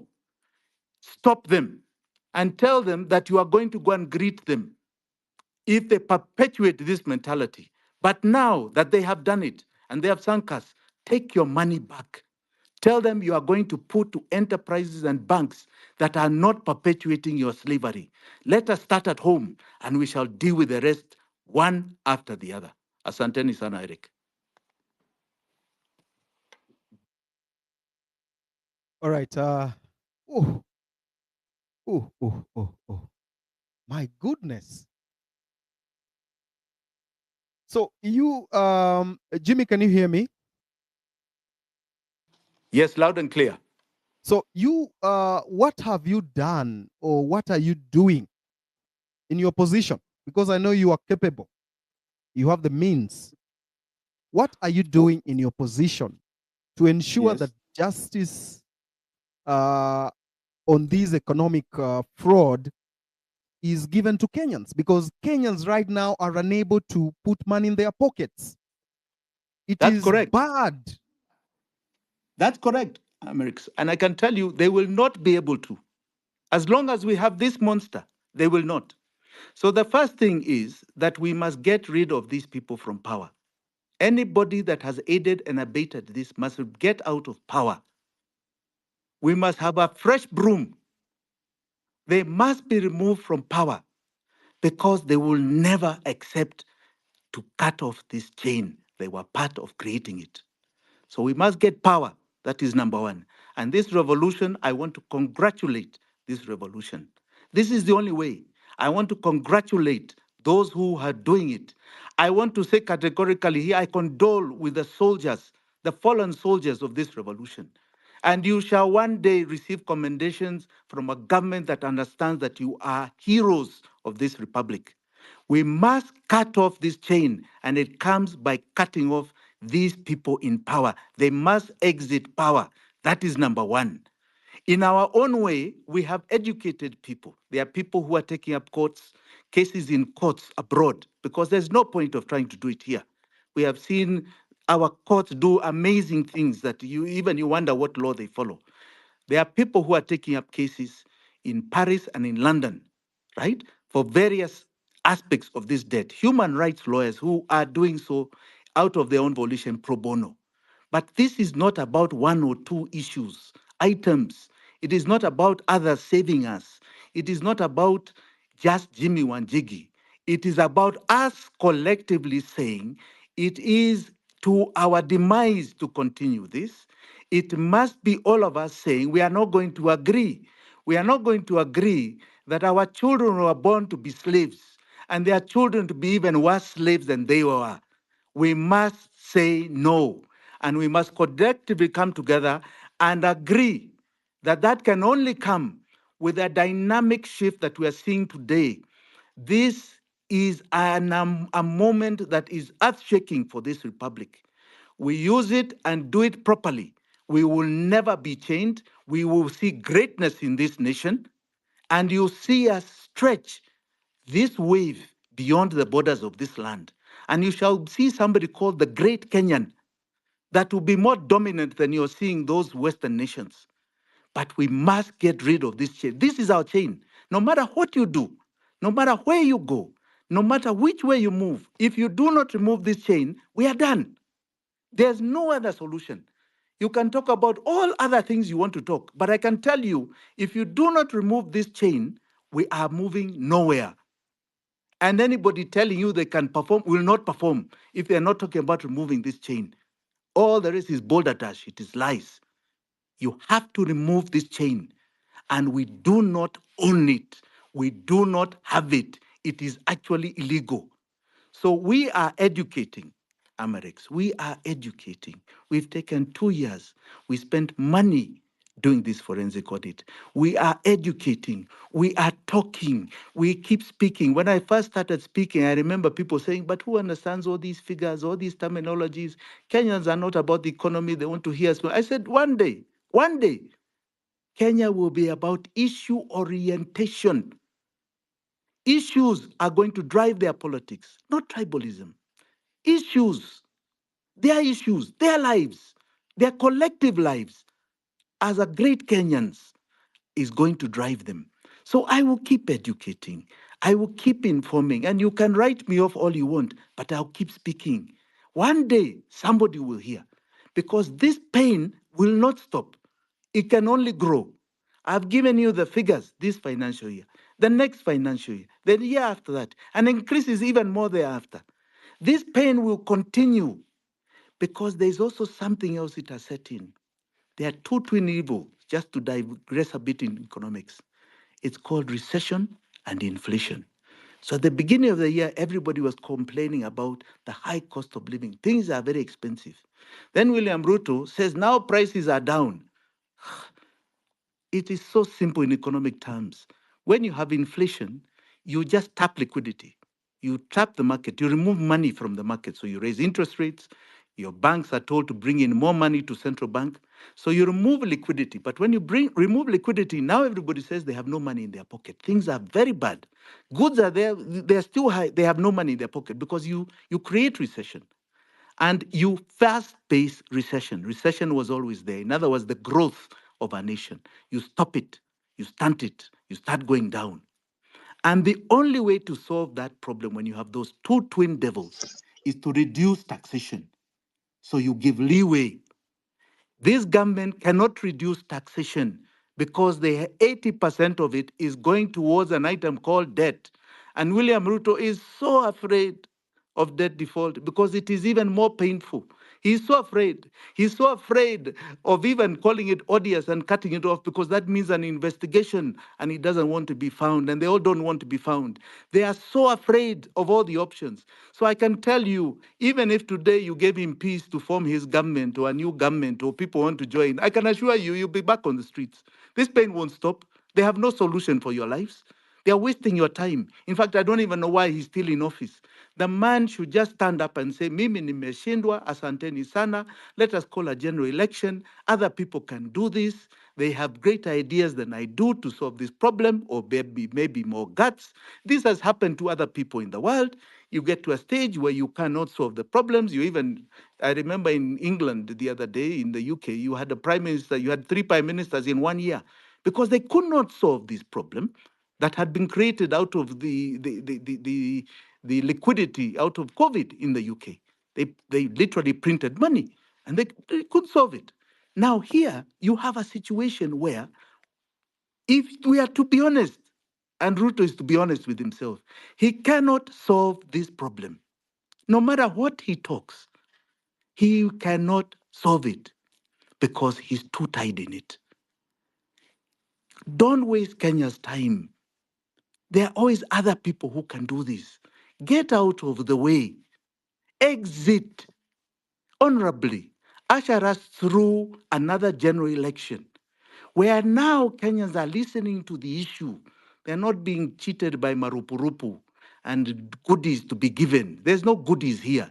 We have a problem to solve because if we solve this problem, our greatness begins. And I say our greatness because it was just interrupted. We were on our way to our greatness, it was interrupted. Our greatness begins. Allow those that the people feel can solve their problem to sit there. You don't have to hang in there.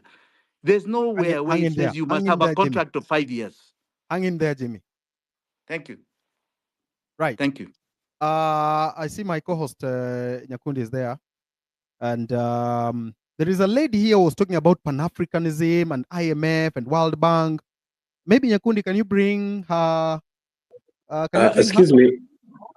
Hello? Just hold on a minute, Tony. Just a minute. Tulikuwa taka hawa kubwa. Tumegonga wangapi? Tumegonga gapi? Wote? Hata Kidiki?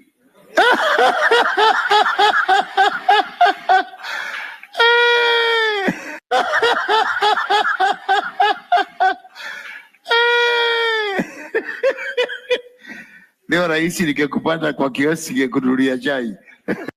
Yes. Where's that lady? Kadhomi. Good evening, Eric and the team. Go on. Yeah, go on. Thank you so much for having me in this space. Just a bit about myself. I have experience in election observation. And lately in 2022, I was a campaign manager. I worked with Azimio, worked with in the side of Mount Kenya with Jubilee Party, and I did a lot of work in these elections, and I have a lot to talk about elections in Kenya because it's something I'm into, and I'm also into governance and public administration as a career. So I know you wanted me to talk about elections. I just go through it like real quick about what exactly happens in our Kenyan election. And I would say the only election that was a people's election in Kenya was 2002, the Kibaki Tosha election. That is the only time that Kenyans were able to get what they voted for. We moved to 2007, where we had the post-election violence, the Kibaki and Raila election. A lot of that election had local manipulation, local players, what people would call, it was a local elite that would manipulate a people's will. That was not a fair election in the country. Even the Electoral Commission then, that was Kivuito then, he died saying that we do not know who won the election. I am saddened because there's no one who has come out to even write a book about the 2007-2008 election, where many Kenyans lost their lives. That was another election that has never been audited. And until today, we do not have a Kenyan election that has been audited. Most of the Kenyan elections are swept under the rugs, and we are made to believe elections have gone in a particular way. And that led to a coalition government after the post-election violence. And of course, the Ruto and Uhuru going to Hague. In 2013, we had the Uhuru and Ruto ticket. Another election that has never been audited. When I say this, we cannot authentically say that this particular individual won an election in Kenya, because there is no election in Kenya from 2007 where we've had servers opened. I will pull this quickly to 2022, the last election. But just to mention, on 2013 election, where we had Akombe resigning, we had them Sando Day, we had a lot of things that happened in that election. But Kenyans, we just want to move on quickly and settle down. But all in these elections, it's not a people's election. In 2013, coming down, our elections have been manipulated externally in a big way. Manipulated, it's a long process. It starts from the funding of IEBC. It starts from monitoring the country a couple of years before the election. Programs, they call them civic education, foreign funded, but these are small ways of programming Kenyan elections.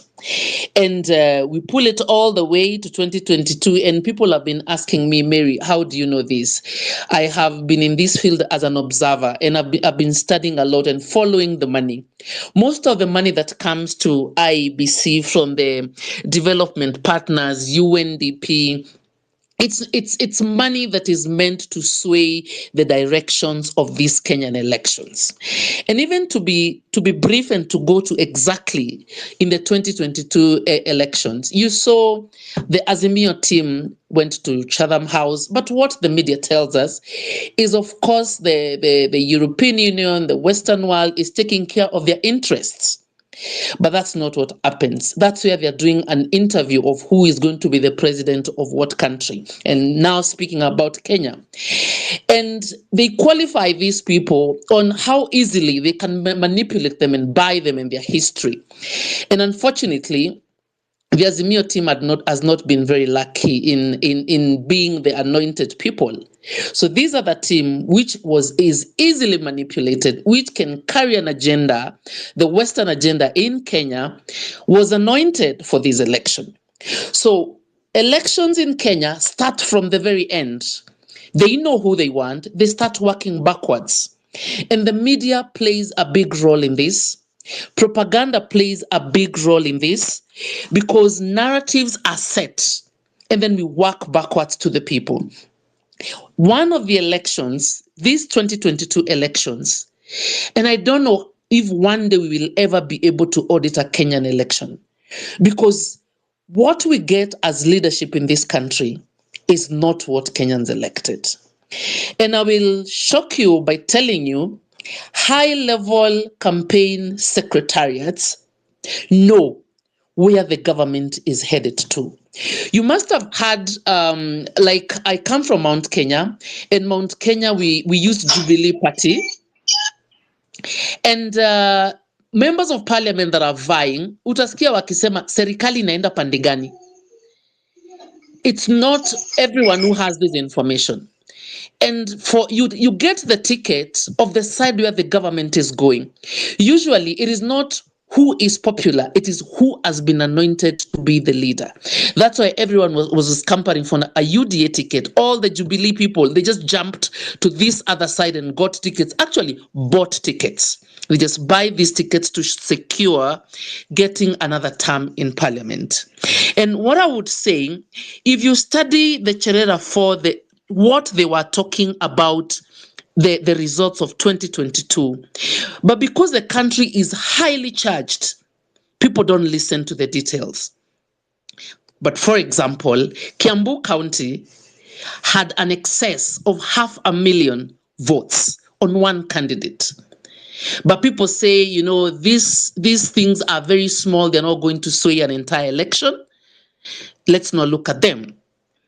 But those things could sway a whole election. No one has ever looked keenly or talked about Smartmatic and how Kenyan data is diverted and changed. Or a logarithm is set to change or sway the data.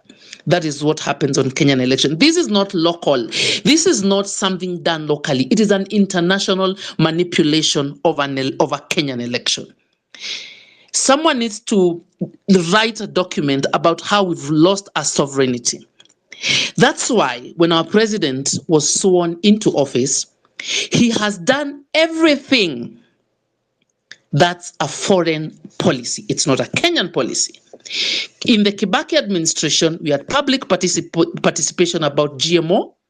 Documents sit in parliament. But what did Ruto do? Immediately he came in, he lifted the ban on GMO. No public participation, nothing discussed in parliament, and GMO was allowed in Kenya. Every single loan that is coming to Kenya right now through IMF and World Bank has a social economic agenda attached to it. We give you this loan, you pass this bill, you pass this bill. That's why right now the agriculture bill has been passed. That's why right now it's a criminal activity to carry out agricultural activities unless you have a diploma in agriculture.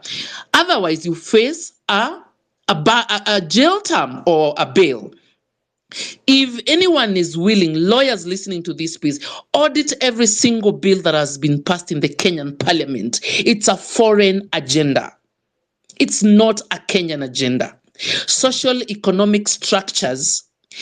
Like on the 24th of July, there is a case, there are Kenyans agriculturists who have come together who are suing because it's now criminal to share seeds in Kenya. These are legislations that have gone through the parliament. That's why I would say this is the worst government I've ever seen as a Kenyan, because no one cares about the bills they have passed in that parliament. Why is our president jumping as high as the foreign masters want him to jump? Because they played a big role in his presidency. He has no stance to fight for the Kenyan people. That's why he was the best candidate for them. And if anyone feels like my sentiments are not true, tell me one single thing he has done that is good for the Kenyan people. Even this finance bill is all a social economic structure attached to IMF funding. When you study all these things that have happened in this country, you realize the foreign hand in the Kenyan democracy, it is so huge. And I will shock you when I tell you, even on the opposition side, a high level, they always know where the presidency is going. I will shock you to tell you, even Raila knew, let me do this thing to maintain my backyard, to maintain the control of half of the country. He has a big following. To control Azimio, to have a big number members of parliament in parliament. But he knew he's not going to ascend to presidency because he sort of lost the willingness to keep fighting, because it's a big monster to fight. When the election is done, he'll quickly be meeting the ambassadors. He'll quickly be meeting the EU commissioners, because the players that have to manipulate both sides. That's why even now, his AU seat is really attached to these foreign bodies. They just want to balance an equilibrium in Kenya, because we are the products in the market. We are the slaves. They're squeezing every little life out of us as they manipulate a sitting government and manipulate an opposition. And as we sit here, discussions are underway of building a government of sort of national unity. I don't know if they're going to call it coalition. And they think that is going to quell the cry of Kenyans right now.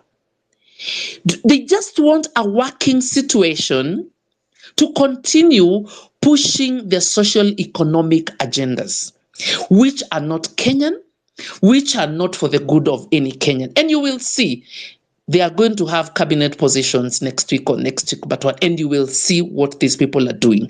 They are working together. If they were not working together, none of these players is coming out clearly and listening to what Kenyans are saying. Because what Kenyans are saying, this government is not fighting for us. Even on the smallest level, this government is not fighting for Kenyans. For the people that can study and do this, if you study the Venezuelan hand in the Kenyan government, it was huge.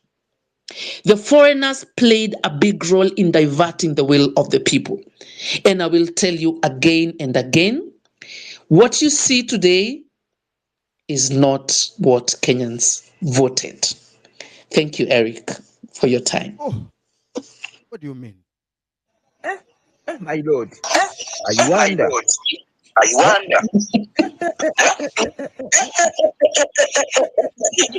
I wonder.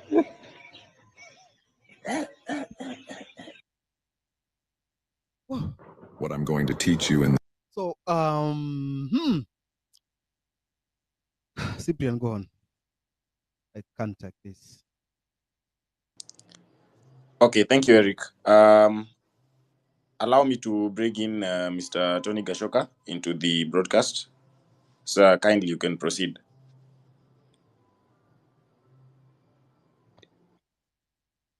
Hello, can you hear me?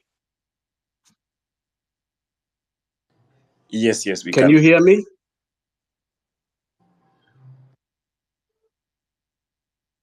This is an important subject because it's dealing with economic pain.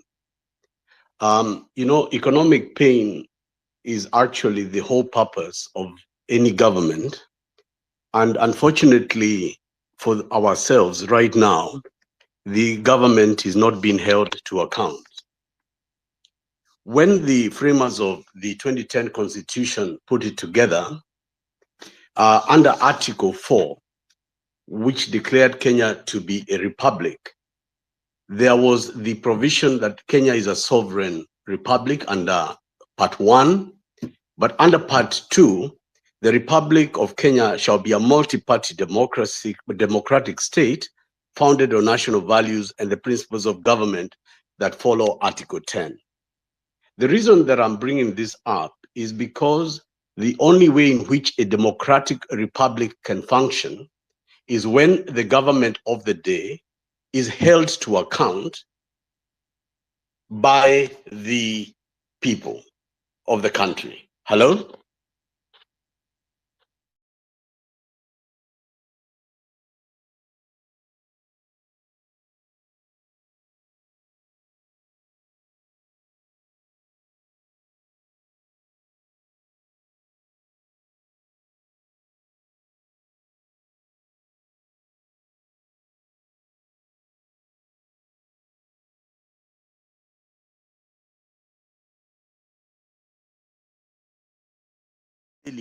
Complete failure of the opposition.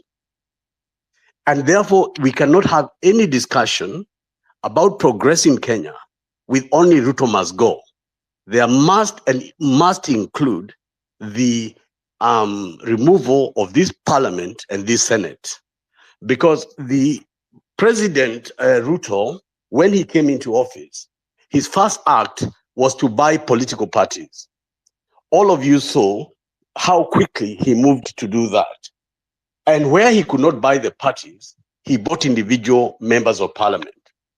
Under our constitution, which is modeled under the Westminster model, the opposition is meant to be an official opposition with equal power to a government so that they can oppose the government of the day in order that the people can get a better government.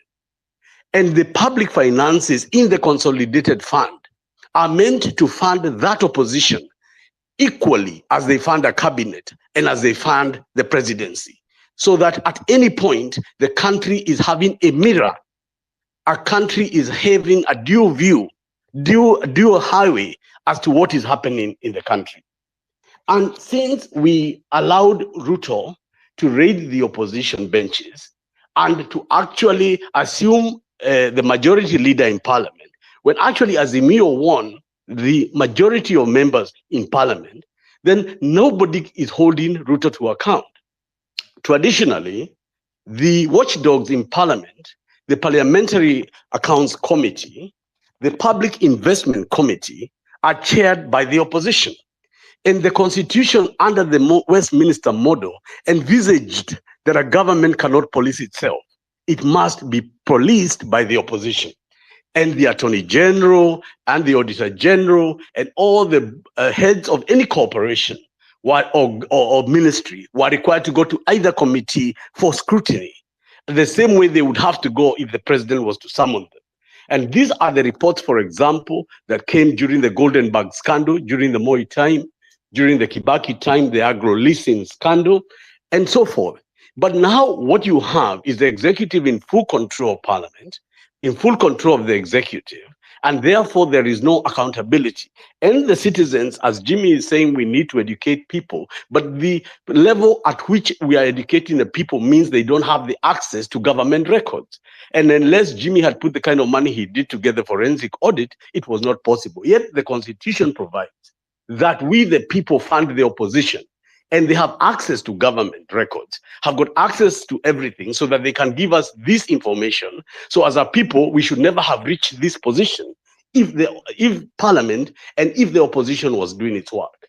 Why do I raise this issue? I raise this issue because the Jay-Z revolution of 2024 is very different from the revolutions we had run before against Moi and against the second liberation, let's say. And the reason it is different, they started with the no finance bill by occupying parliament and naming the MPs, tukaende tukasalimie hawa ma MPs.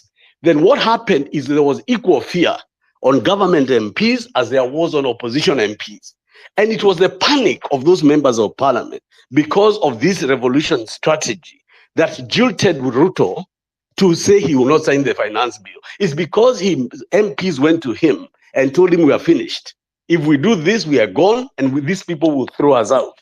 So I want to say that I think if we look at the way forward, we must all right now start being very, very critical of the people we are calling were heroes of yesterday. My friend Raila Odinga, who Jimmy and I know well, I want to warn him in this forum, and I want to tell him openly, if you become the man that goes to save Zakayo, you will not only be abdicating your responsibility as an opposition leader, but you will be killing the democratic state that was envisaged by our founding fathers. And this will be a legacy even Jaramogi will not forgive you for. Because the whole idea of fighting for Section 2A under the Moi regime was that we have a multi-party state where opposition parties would hold the government of the day to account. This way we are proceeding is making our citizens go and elect us in elections, which is their duty, and then tell them to manage the executive, to hold it to account and to remove it when they have also elected opposition MPs to do that on their behalf. So I wanted today to change this conversation to say that as we go to the streets from the 16th of this month, we go with two pieces of agenda. That even if Ruto was to go home, but we elect this kind of MPs, we are going to go nowhere. I want to give two examples. The MP for Cilicia, John Waluke, was convicted by a competent court of his peers to 67 years in jail for stealing 1 billion shillings from the National Cereal and Produce Board. Waluke was told in the alternative of his death sentence, he will have to pay back the 1 billion shillings. Not only was Waluke released on an appeal, he participated in an election, was re-elected to parliament against Chapter 10 of the Leadership Act, but he's still an MP, was elected under an opposition ticket, but now is working with William Ruto. So what are the Kenyan people being treated to? We are being treated to musical chairs of these people who have been corrupted in the system. So it doesn't matter if they're in the opposition or in the government, they are all in one boat. And this is why we must sound this alarm. Because if the MCAs in Eldoret or where that young lady was coming from, I could hear her pain of this Finland money. If all the MCAs of the opposition had taken her clarion call, I can tell you that money would have been paid back by the county. But because the executive is not doing it and the opposition is not doing it, this young girl becomes the advocate of the grandfathers and grandmothers of that area of Kenya. So today I want to say this, and I really hope that Raila Odinga's friends are on this line. Because before this, the only critic of Raila Odinga was Meguna. And I found sometimes he could be excessive in his language. But I want to tell Odinga, after working with him for several years, Kenya is at crossroads. And this particular time, I know you're having resistance from other leaders of Azimio who are not boarding on this idea of a cabinet reshuffle or an idea of some kind of dialogue. I want to tell this country why the court rejected BBI. BBI was rejected by 5 judges of the High Court because they said that this was driven by the president and Raila Odinga. It was not driven by the public. It was not people-driven. And because it was not people-driven, the judges, Judge Ogunda, Judge Ngugi, Judge Nyaga, and Matheka, and all of them said that the only way to alter the constitution is to involve the people and get them to begin their agenda. Now, when you say you're going to have a dialogue, and you're calling it a public dialogue, but you're not involving the people, you are saying it as Raila. You are going to do to us again what you tried to do to BBI. Because the people who are marching and who started this agenda asked you to stay at home. Why are you leaving the house? Stay where they asked you to stay. If they want dialogue, they will ask for it. If they want to talk to Ruto, they'll ask for it. Why are you intervening in a constitutional moment where the people are only acting because the opposition is not acting? So as Jimmy is saying, if these matters had just also had more people giving Jimmy some space, if there were more leaders in the opposition, if there were more people adding voice and adding firewood to this fire, this issue of economic rape and economic destruction of Kenya would have reached all of us sooner before we get from the frying pan to the fire. Why am I raising these things? I'm raising these things because I was a press officer or press head of ODM in 2007 and working for Raila Odinga. And that time, I remember that when there was post-election violence in Kenya, Anyang' Nyong'o, who was Secretary General of ODM, wrote a letter to The Hague, to the prosecutor, and said, as ODM, we would like to bring information of crimes against humanity that were done in this country. And they named William Ruto as one of the offenders, according to the violations that could amount to human rights. And following the letter of ODM, William Ruto was charged with 3 crimes of forcible eviction of population and so forth under the Charter of Human Rights. And the same Raila today is telling us that this thing he saw on the streets where 41 people were killed, when he was leading demonstrations, 70-somebody people were killed. He's okay with it now that he can talk to Ruto for some dialogue to form some government of national unity. Then I have a duty to call out who was my former friend and say, as much as we are fighting Ruto, we must fight you. Because if you are going to take the country back every time we move forward, this generation cannot inherit our mistakes because we have allowed this to continue to be the modus operandi. We go forward and deals are made from IPPG, a settlement, political settlement. We go back, government of national unity. We go back, we go to NADCO. From the day we went to NADCO, what one thing has been implemented in NADCO? People told me the other day there is the Electoral Commission.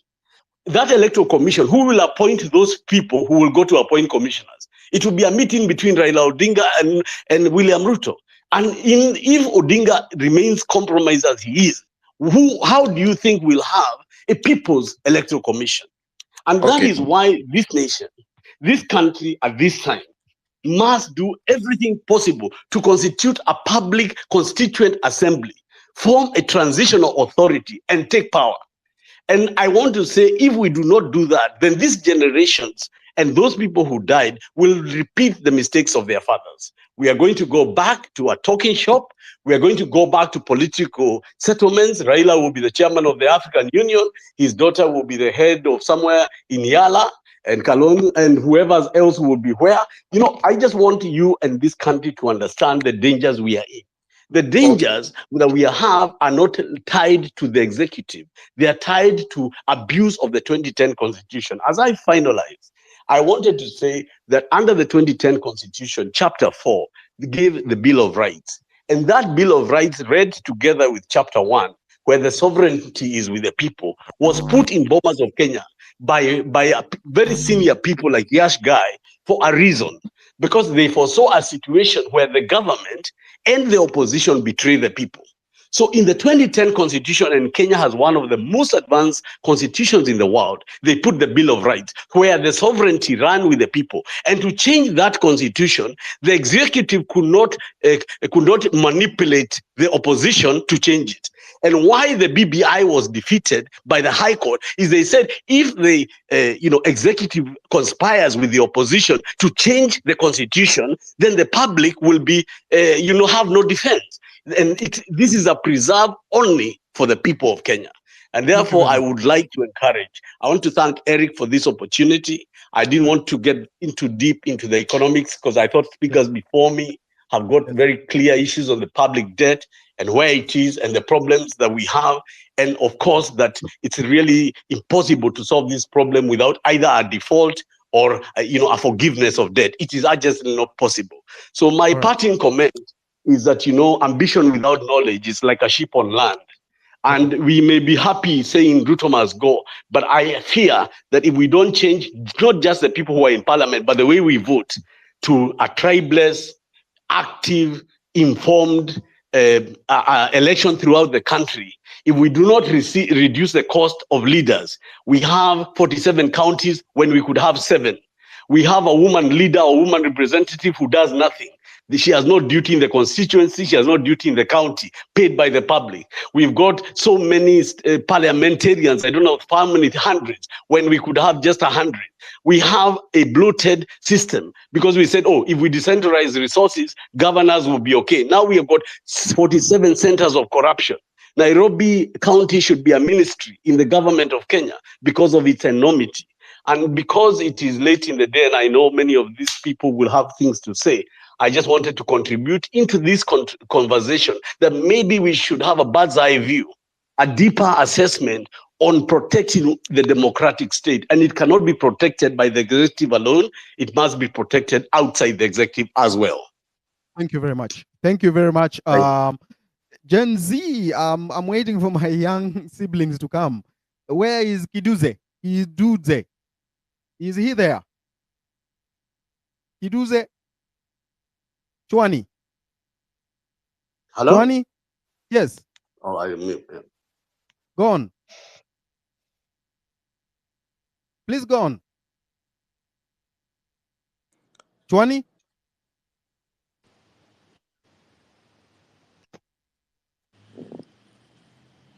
Eric, I'm not sure we have him on the call. Yeah, he's there. He's there. I'm waiting for him. I've seen him here.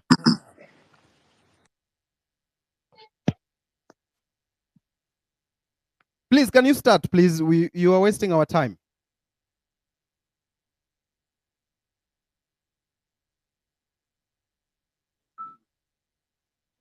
Can you go on?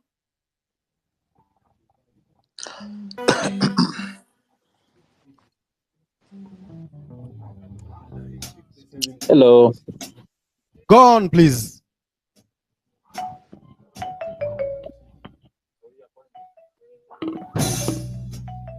Yeah, that one is wasting our time. Polo Kimani, go on. Thank you very much, Master Amerix, for giving me this chance to talk just a little bit. I'm not going to talk much, but whatever I'm going to say, you really need to be keen on what I'm going to say. So here's the thing. As I've received the information that as from today, there was a meeting. There has been a meeting, and what the meeting was about is basically Raila Odinga trying to come again and pretend that he's one of us. He's trying to come and kingpin himself as people love Raila. We used to love him, but now his plan is to come. He pretends ajifanya kona sisi, but then when we now embrace him, he now goes and sells us to the Sugoi merchant once again. What I'm just trying to say is, do not accept that. We must remain leaderless. We must remain focused on our goal. And if in any case anything happens, we must not, our leaders wanted to attack. And also another thing, I can't even believe I'm saying this, but at some point I feel like Sugoi's recklessness and Tamayake, it has really opened us our eyes to discover more things like mining. I've been working on that area for a very jana juzi na juzi ingine. I've been working on that, and I came to realize there's a lot of shit happening in Kenya that most people are not even aware of. Hata zile jet mnaona huyu jamaa ati alienda huko anasema alitumwa na mabesti zake, kumbe huyu jamaa alienda kutuza huko bana. So I'm not going to talk about that pretty much. I'm planning to kuna files bado na kusanya hapa na pale before I give you Yes. a full dossier of what is actually happening, because Yes. I've come to understand even there's a part of where the Pandora Papers, this whole thing is it's like a food web, a very big web that is interconnected. Easy conservancies is our nini, a lot of dark things that are happening at the expense of Kenyans are really happening new my attempt. Okay. So we must our goal at okay. Okay. I'm not going to talk much. Maybe there are other people who want to say something more important, but my goal was if Raila is trying to integrate our movement, we must not allow him. Okay. He's a sellout. All right. Yeah, that's all. Thank you very much. There was Can you hear Mercy me? here who talked a lot about fertilizer and I've heard Tony talk about the members of parliament, how they've wasted us. I'm not giving a chance to politicians to speak, but there is this politician who voted no. I think is the only one from Bungoma County. He should tell us why he voted no and why his other colleagues voted yes. He should tell us. Jack Wanami, Bumula. How are you, sir? Mzuri sana bwana. Yes. Mzuri, go on. We give you 4 minutes. Thank you for inviting me in this space. I'm Wanami Wamboka, Member of Parliament, Bumula constituency. Voted on DAP ticket Azimio, and of course I voted no for the finance bill for reasons that are clear. That one, William Ruto is taking this country in a different direction. I was a sponsor of the Linturi Oster motion because I believed, and I still believe, Mithika Linturi needs to be in jail. Now, listen, Kenyans, you have a minister, first, who brings in contaminated sugar, which has gone to affect Kenyans. And by the way, you may not realize today, a lot of Kenyans are going to suffer from cancer cases because of the contaminated sugar that got its way to the market of Kenya because we had a fraudulent minister called Mithika Linturi. And Kenyans move on as if nothing happened. Then this guy brings in fertilizer that is contaminated. He moves and because of his issues, he goes and gives a company called MEMS Distribution Company, of course, belonging to his former brother-in-law, which has never been involved in distribution, manufacturing, or fertilizer in any way. So that MEMS proceeds now to look for real manufacturers and distributors of fertilizer in the name of chaos. These guys ordinarily just fraudulently give Kenyans bad fertilizer.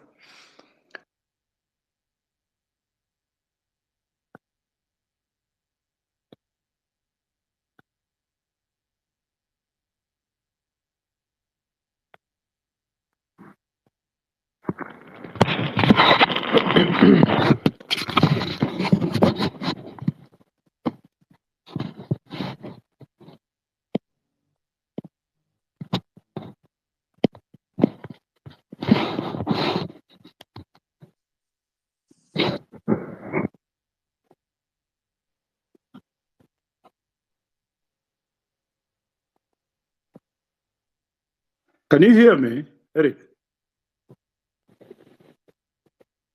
Hello? Eric, can you hear me?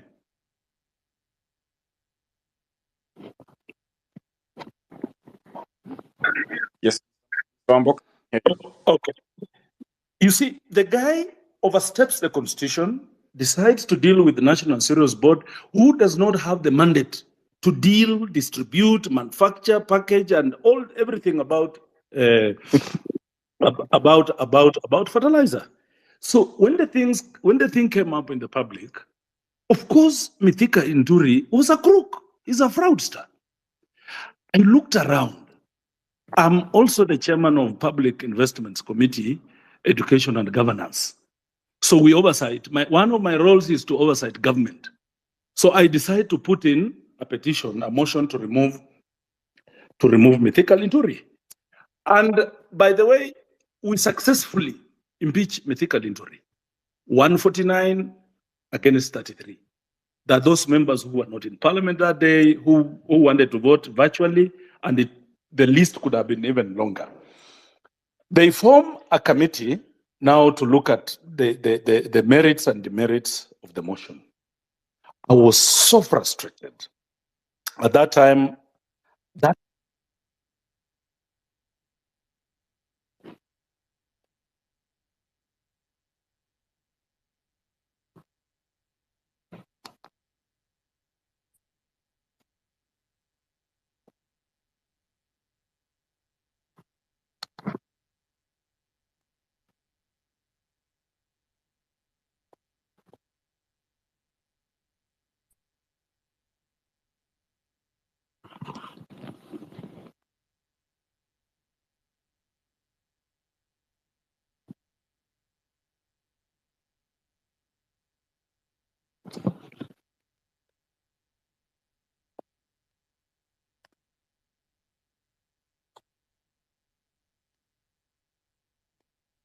All right. I think we completely lost him.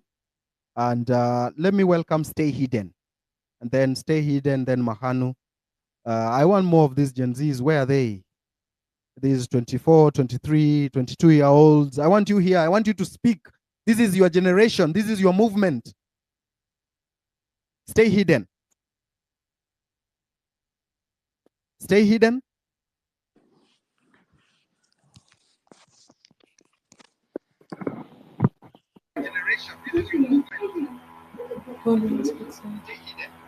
Am I audible? Yeah, please go on. Please go on. Am I audible? Yes, we can hear you. Am I audible?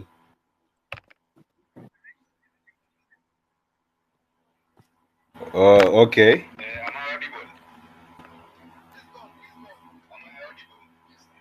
Okay, sawa. So on my aspect, nitaongelea na story ya how we can solve where the problems we are having right now. And I'll keep it short. According to venye tumeambiwa hapo na Wanjigi, we can see from the primary balance audit, tumepata tuko na balance ya 1.3 trillion. Lakini the government ilienda kuchukua loan ya 7.7 trillion. That means hakuna mtu akitaka kukuibia, for example nikitaka kwenda kuiba, siwezi enda kuiba kwa ghettos, itabidi nimeenda kuiba, kana nataka kuiba billions nitaenda kuiba kwa banks zenye ziko huko Westlands and posh places, place niko sure nitatoka hapo na pesa mzuri. That's what the government is doing. the government inaweka pesa, inatuwekea pesa kwa mfuko ndio ituibie, kwa sababu the deficit was there, it was kidogo, na wangejaribu kuiba, some development projects hazingeendelea na pia mishahara ingelipwa. So through that balance audit inaonyesha tu simply the government ilienda kuborrow excess 7.7 trillion more than 1.3 trillion. Kwa sababu gani? Kwa sababu inataka iwekee pesa kwa mfuko iwaibie. And through those kenye Wanjigi amewaelezea, ukiangalia through just the first year in 2014 the government had already initiated plans so that in those plans walikuwa washa claim an odious debt of 0.7 trillion, na hiyo unaangalia ni the Eurobond of 2014 peke yake. Ukiangalia Eurobond of 2014 peke yake na the SGR deal, ukichanganya hizo zote mbili, zote zina up to almost 0.7 trillion. And how can we curb these loopholes? If you want to get more details about how the Eurobond, niko na thread na nimeweka hapo kwa charts, utaangalia there is a thread about public debt scrutiny yenye inaongelea kuhusu Eurobond, na kuna thread nyingine ambayo inaongelea SGR. You can see from those threads there. So on another thing that we'll need to curb loopholes pia ni corruption. Corruption through. Okay. Am I audible? Yeah, you are audible, but you need to go straight to the so point. in corruption, pia there's threats about corruption, especially on budgeted corruption. In this sense, Wanjigi ashatuelezea more about public debt wherever we are penye tuko. I'll give an example of budgeted corruption yenye may happen. I have another thread on budgeted corruption about national government, but let's see this an example of roads project. For example, in 2013 to 2017 the Jubilee government increased roads by 5,800 kilometers during that period. Now during that period it spent 614 billion on roads.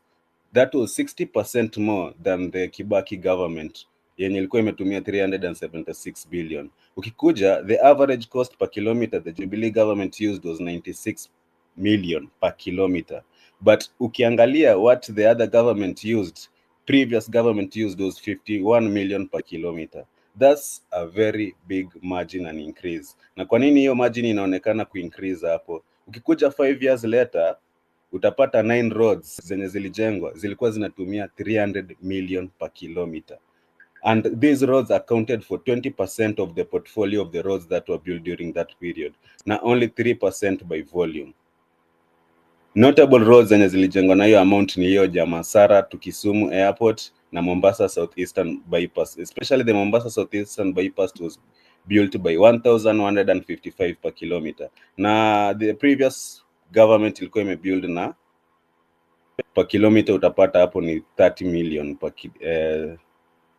something of that sort. So the government inaweka projects at a higher cost so that so long as hii kitu inaenda itapitishwa kwa appropriations bill, hakuna kitu tunaweza fanya government not to steal. So in my own view, what I think is, but you can go, niko na thread about budgeted corruption on roads. You can check on those details. Iko na more details na ni iko kwa charts, na kuna another thread on budgeted corruption on electricity. Iko na more details on how the government ina make sure inatumia loophole. Should I say a loophole ama ina abuse whatever? So long as washa budget kwa appropriations bill, whatever they'll steal from there ni wao. So what are the solutions that we can stop such things? In my case, as conversing with other Gen Z, we realize that we can't trust the government right now. At the same sense, we can't even trust the judicial system. Juu government bado inalipa the judicial system. So regardless of the president ama the regime in place, watakuwa wanalipa judicial system. Na ukiangalia hata EACC, we can't even trust EACC. Nilikuwa naangalia a certain meme ilikuwa inatembea ati after 2000 cases, only 20 cases, less than 20 cases ndio zimekuwa prosecuted na zika go through. Na that's a very that's a massive failure rate. So as Gen Z, we can never trust this judicial, we can never trust EACC, na pia tuwezi trust the wabunge. For example, during this current financial year, the parliament approved only 313 to come from external loans, but ukiangalia kwa budget yenye wamepitisha kwa appropriations bill pale, wanasema aje, wanataka external loans ikuwe almost 850 somewhere there. Maximum imeongezeka ya almost 500. Hiyo yote imeombwa unconstitutional. Na the same thing it happened ukiangalia from 2013 to 2022. Uhuru did, 2013 to 2022, yeah. Uhuru did the same thing. Amekuwa approved 4 trillion and end up borrow 7.7 trillion. These are loopholes they'll continue to use. And if set up policies that are inscribed in the constitution, hawataacha regardless of the president or the regime in place or the members of parliament in place. So in my own view, I think we can have a Bitcoin, a blockchain system. A blockchain system, let me break it down simply so that people can understand how can a blockchain system help us. For example, let's assume umekuja kununua nyumba, let's say umekuja town, no, ama you are in Thika Road and you're looking for a house, na umepata Roysambu, I'm there, umenipata mimi ndio nauza nyumba. I give you a folder. In that folder, wiki open page 1, unaona 2001 this house was built. Ukifungua next folder unaona 2002 kulikuwa na renovation ya mabati and what not. 2003, but ukiangalia nyumba unaona hii nyumba ilijengwa na ile bricks ama mawe zile zilikuwa zinatumika na wazungu, the British by that then. Hauwezi trust my folder.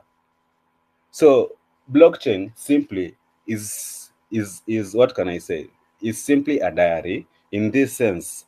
Kama nauza hii nyumba, so nyumba zote zenye ziko hapa tunaweka na diary, na sio mimi peke yake. It's a distributed ledger in that mimi na watu wote wanaishi kwa hii kijiji tuko na hii diary, na any renovation I make kwa hii nyumba na keep kwa hii diary. So mtu mwenye anakuja kununua hii nyumba akiangalia diary yangu anaenda kuconfirm with another diaries from other people. That's what blockchain does. Inakuwa distributed ledger from very many people. In case my diary has information that other diaries zenye zimerecord all those transactions haiko hapo, that means my diary iko compromised. So my diary itatupwa kwa system, itatupwa kwa hiyo chain. Zile blockchain zenye zina diary zina entries zenye zinafanana, they'll still remain in the empty chain. So in short, how can blockchain help us? For once, hata kama President Ruto amefukuza the cabinet secretaries, we as Gen Z, we don't trust that ati Ruto atakuja back appoint other cabinet secretary based on competence. Hatuko sure, maybe ata-appoint bado on political loyalty or that. But for example, through blockchain voting, tunaweza amua kukuwe na certain threshold ya watu fulani kwa kila county ama kila constituency, wapige kura through blockchain voting so that to approve hiyo sisi wananchi tugeuze power ikuwe power, we bring back power to us as citizen, so that sisi citizen tupige kura through blockchain voting. Haitaitisha pesa mingi ya IBC ku hold elections. It's just a blockchain voting. So long as uko na phone ama laptop, utapigia, tuta approve that CS. Another thing, loan approval. Please wind up. Na blockchain voting wakati anytime the government wants to take loan. For example, penye nilikuwa nimesema kama Ruto alikuwa ameapproviwa na government only 313 loans, kama alikuwa ameapprove only 313 billion na anaenda pana kwa budget anasema nataka 870 billion, hiyo ingine 500 ni extra. But kukiwa na blockchain voting tuta make sure so long as una loan the Kenyan government, kama utaenda against the constitution ni shauri yako, hiyo deni hatutalipa. Na kwa constitution tushaweka kutakuwa na blockchain voting yenye kama president yoyote mwenye yuko in place, si wa leo ama wa kesho, tutavote kama hiyo wananchi wana approve hiyo deni, sawa, atapewa. Kama wananchi hawa approve hiyo deni, hatapewa. Another thing yenye tunafaa tuvotie on through that blockchain voting, loan usage. Hiyo loan itumike wapi? Okay, thank you. Thank you very much. Let us go to the next. Did you finish, Jack? Did you get your internet? Did Jack get his internet back?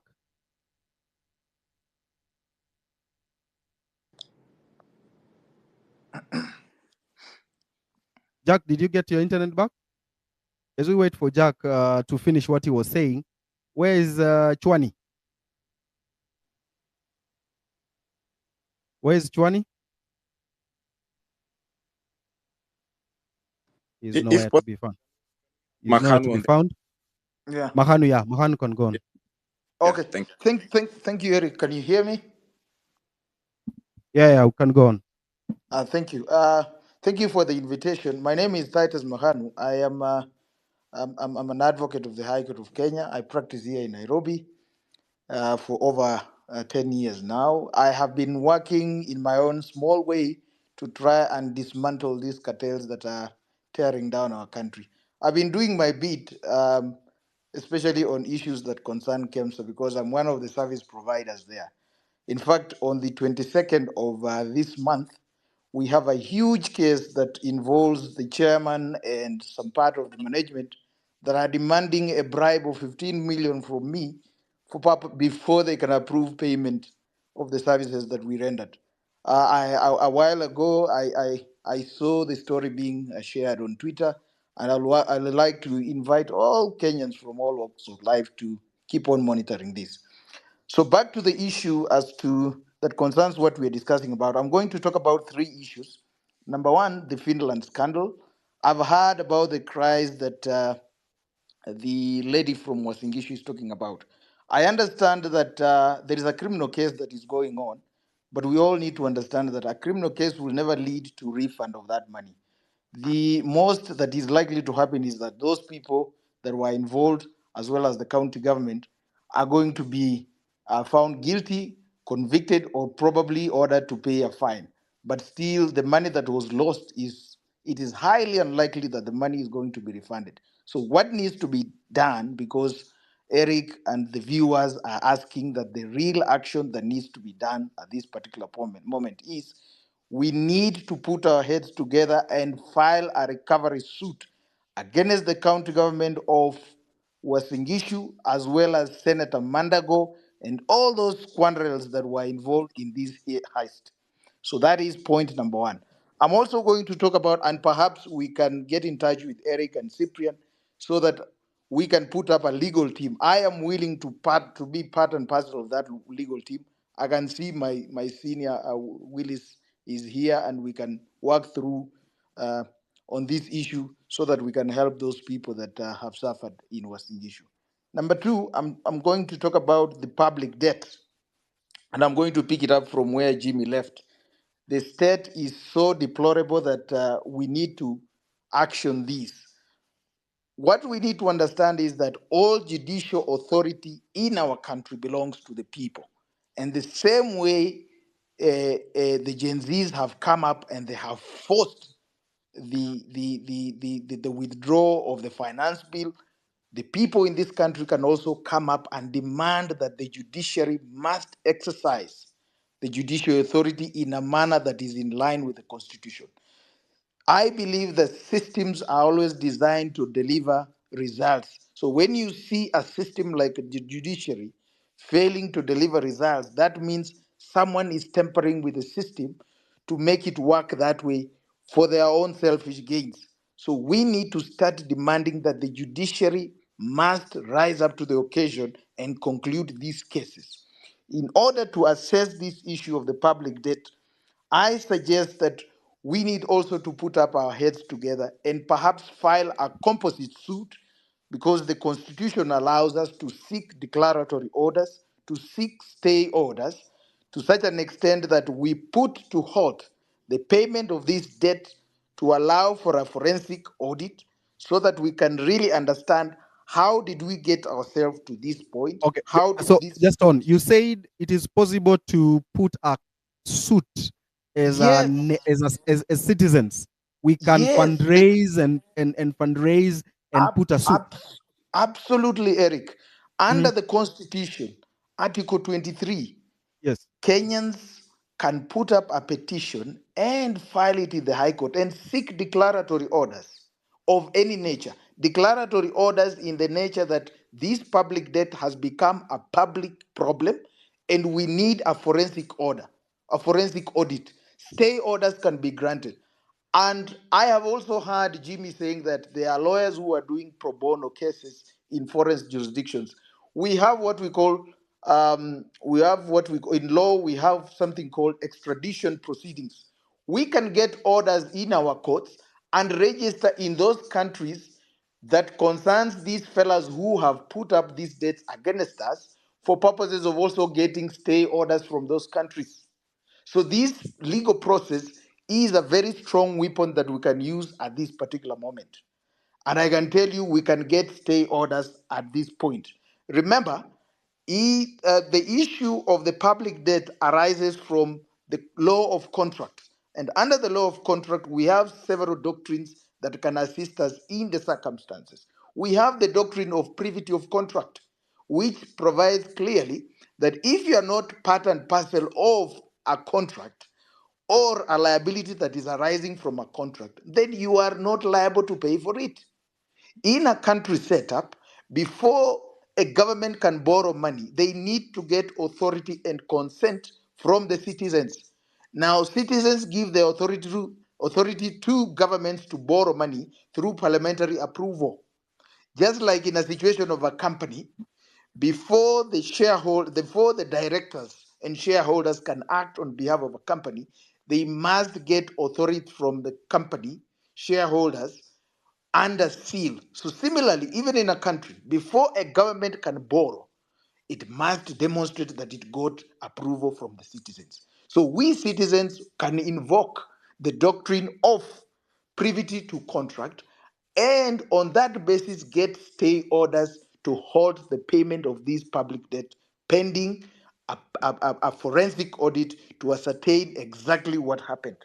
Of course, the other doctrine that will help us is the doctrine of ex tupi, whereby if an act arises from an illegality, there is no way if you are part and parcel of that illegality, you may want to benefit from it. So IMF, the Paris group, the London group, the Chinese, and the Eurobond, how it's being manipulated, cannot purport to benefit from this illegality if for sure it has been demonstrated that the manner in which these debts came to be is not according to what is contemplated in our laws. And almost as I conclude, the doctrine of estoppel can also come in and assist us in prosecuting this case.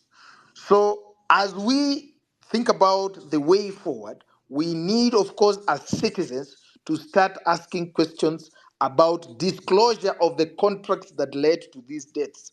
And through this forum, which we have demonstrated that is a very powerful forum, we can get this information. So, all the professionals, or everyone that is in this forum that is concerned, needs to start doing their bit so that we can get this information. Let us start, probably, Eric, the next session we are having. Let us also have a status update of the matters that we want to progress insofar as this debt is concerned. Let us try to come up with a number of professionals, lawyers, accountants, auditors, so that we start compiling materials for purposes of getting these court orders. So that is what we need to do. Thank you very much. Thank you very much. As I conclude on the issue of the status of the revolution, 2 minutes, 1 minute, Yes. Eric. Yes. As we continue championing on this issue of our revolution, we need to identify short-term and long-term goals. Short-term goals, as the president gears up towards appointing a new cabinet, we need to continue demanding that so many heads need to roll. We need to revamp our state corporations. We need to ensure that these people who are currently serving as state corporation heads, the CEOs, the board members, and the chairman, these people need to go. We need to have an overhaul. We need to start afresh. And as new people are brought into office, the first thing is we need to make public service we need to decommercialize public service. We need to put up demands to the extent that if you're coming to serve members of the public, you should be paid according to your job group, based on your credentials. If you are an MP, if you are a cabinet secretary, if you are a CEO of a state corporation, if you are a chairman, if you are a board member, You should be paid your remuneration based on your job group, and job groups are defined by your level of education. That is the only way we are going to decommercialize public service. And as we demand demand dissolution of parliament, when new MPs will come in, we should also demand that they should be paid according to their level of education. Job groups. Let us have a scenario where if we have an MP who has not gone to university or doesn't have any certificate, you should be paid just like a janitor. So that you can, if you want more salary, you should be encouraged to go back to school. That is the only way we will be able to demotivate this thing, and slowly by slowly, we will get people who want to serve Kenyans. Thank you so much, Eric, and let's keep on engaging. Thank you very much. Thank you very much. As I hand over this chance to Jack, the young man called Chwani wants to tell us something. Can he tell us what he wants to tell us? Chwani?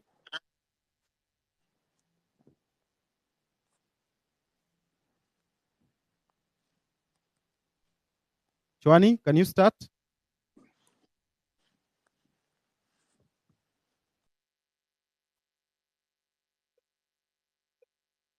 Can you start, please?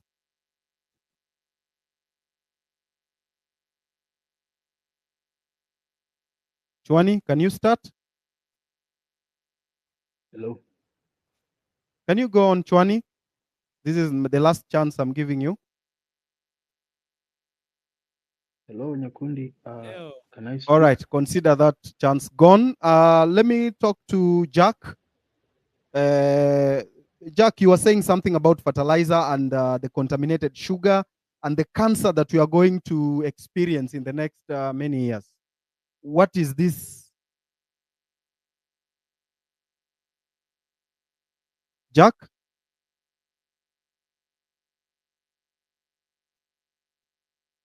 Jack? Experience in the next many. Yes, Eric, thank you so much. Yeah, go on. I hope you've gotten your internet. We want to finish this very fast to give others an opportunity. You are talking Yes, about fertilizer and the contaminated sugar that Kenyans are taking. Kenyans, you are taking contaminated sugar. You are facing years and years of cancer. That is true, Eric. Mithika Linturi brought in contaminated sugar, and it's like life is moving on as usual.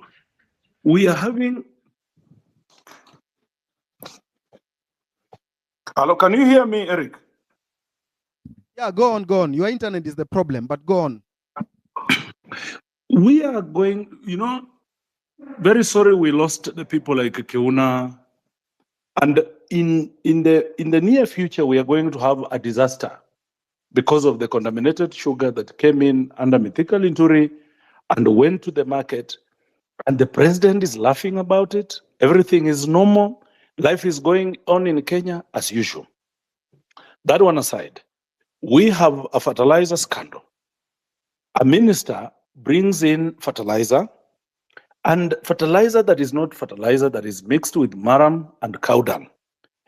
At the end of the day, the net effect is that the production, the food we are going to harvest this time, I was at home, you have a cob of maize that has hardly less than 10 maize tablets on it. It is a disaster. So when I realized this, I'm also a chairman of Public Investments Committee, Education and Governance. My work is to audit government, is to put government into proper checks and balances. I was so pained because I come from a farming region. Bomola is a farming region and largely Western Kenya. So when I prosecuted the removal of Mithika Linturi went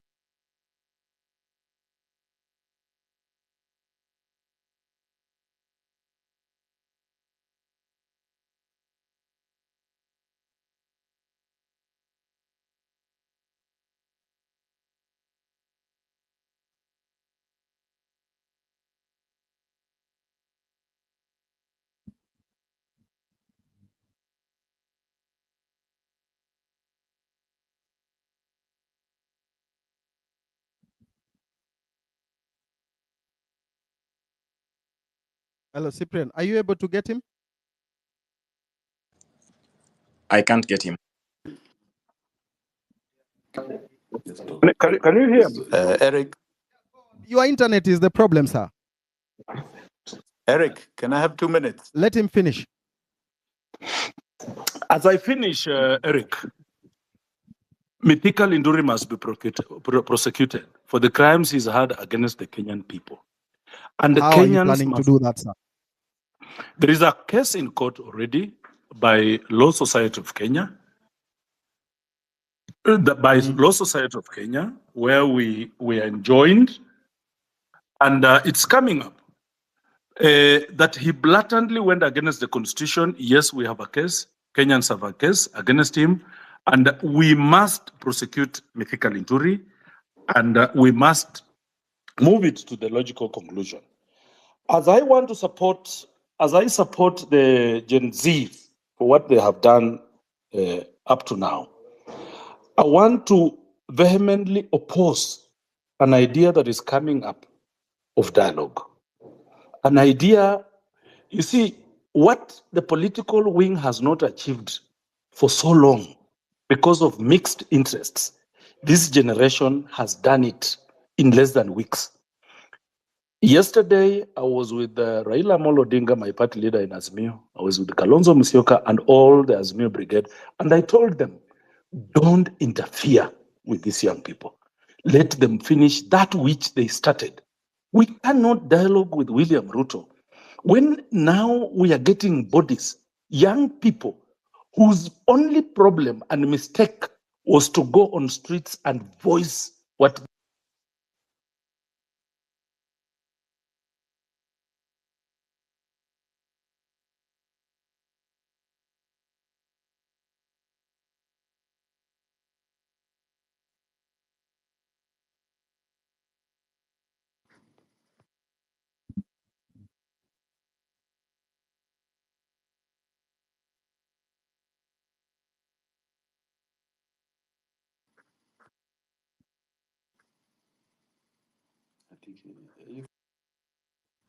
Yes, Eric? yes. Go on. We still hear you. Can I speak now? Yeah, yeah. Okay. I want to be very quick. Now, just to tell you why I was saying people like William Ruto cannot solve this problem, I want to express the illegality that has done over the last 1 year. In his first budget, the development budget in the appropriations bill said that they are going to borrow foreign and external loans of 313 billion shillings. 313 billion shillings. Those are the only loans that have been approved on the budget of Kenya. And those have gone to development as per our laws.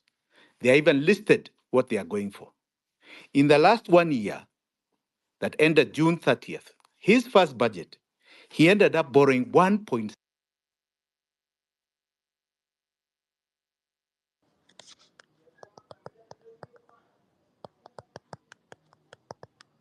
We can hear you. Go on.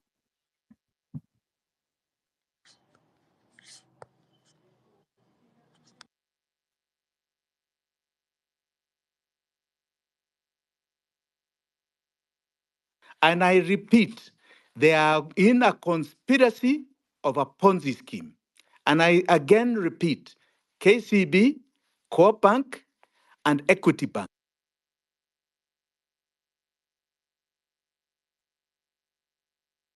who are not involved in this malfeasance, and there are many others, get into those banks and deposit. These banks are part of our slavery and they must be cut off, completely cut off.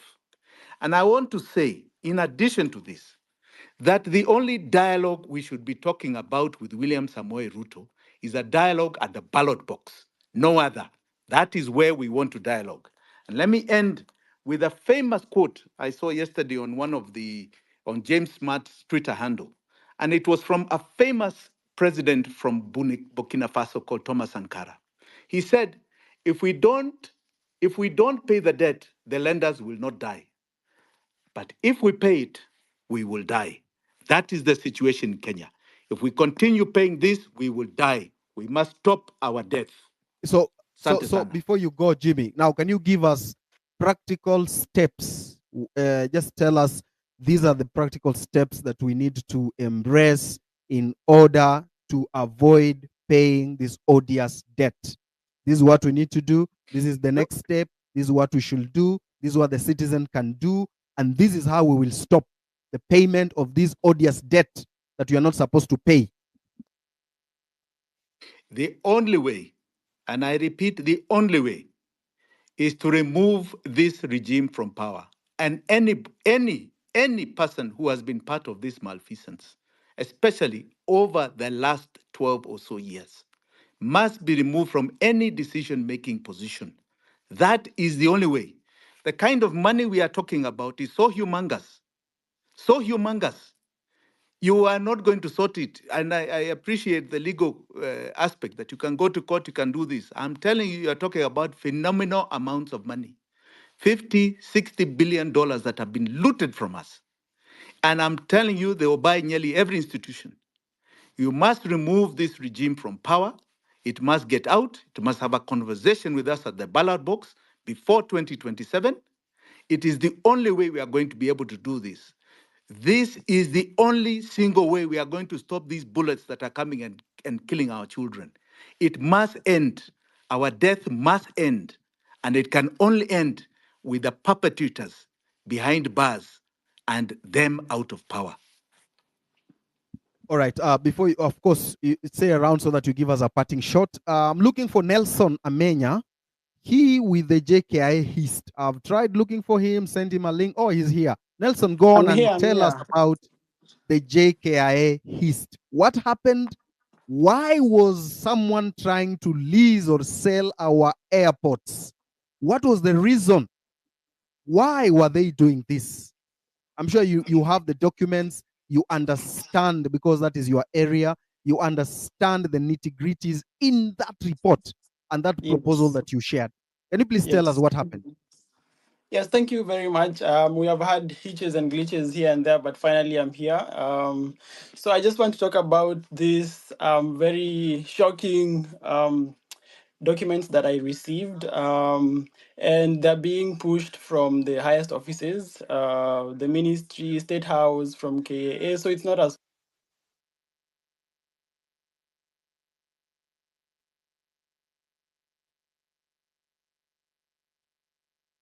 they can be able to trace them.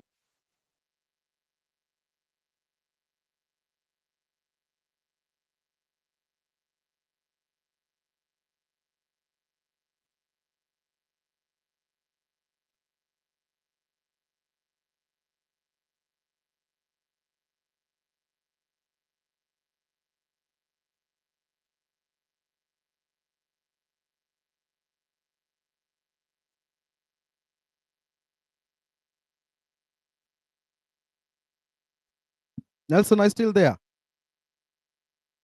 Sorry, I think I was muted. So I was saying, if you go to the PPP Act, the way we are supposed to do projects, public projects, number one, you're supposed to do bidding.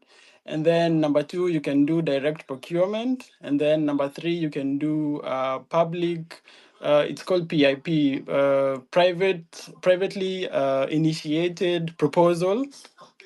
And wait 1 second, I opened this act. I have it here. Okay, this is the act. So for anyone who's interested, it's the PPP Act of 2021. And I'm going to read section 22. Okay, so section 22 talks about ensuring that there is public participation on any PPP project, which wasn't done by Murkomen and the KAA team. And then so Murkomen was trying to bypass all this, and he went directly to the PIP. But if you look at the PPP Act, it recommends the bidding process. It recommends bidding process over any other way of PPP, but they did not want it to go the bidding process. However, there was companies already willing to bid for this listing of JKIA. and companies from Singapore, companies from Qatar. But Murkomen and his people, together with Kositani, they went ahead and picked a company called Adani Group from India. Adani Group from India is one of the most corrupt companies from India. It is so corrupt that there was a company from the US, it's called Hindenburg Research. Hindenburg Research did a research on them, and the revelations were super shocking. If you read these things, I'm just going to read a few of them about Adani Group. So Gautam Adani is Gautam Adani is the owner of Adani Group. So Gautam Adani's brother-in-law, Samir Vora, was accused by the DRI of being a ringleader of the same diamond trading scam and of repeatedly making false statements to regulators. He was subsequently promoted to executive director of the critical Adani Australia division. Gautam Adani's elder brother, Vinod Adani, has been described by media as an elusive figure. He has regularly been found at the center of government's investigations in Adani for his alleged role in managing a network of offshore entities used to facilitate fraud. Our research, which included downloading and cataloging the entire Mauritius corporate registry, has uncovered that Vinod Adani, through several close associates, manages a vast labyrinth of offshore shell entities. We have identified 38 Mauritius shell entities controlled by Vinod Adani or close associates. We have identified entities that are also surreptitiously controlled by Vinod Adani in Cyprus, the UAE, Singapore, and several Caribbean islands. Many of the Vinod Adani associated entities have no obvious signs of operations, including no reported employees, no independent addresses or phone numbers, and no meaningful online presence. Despite this, they have collectively moved billions of dollars into Indian Adani publicly listed and private entities, often without required disclosure of the related party nature of the deals. Okay, let me go back up. The Adani Group has previously been the focus of 4 major government fraud investigations, which have allegedly money laundering, theft of taxpayer funds, and corruption, totaling an estimated US $17 billion.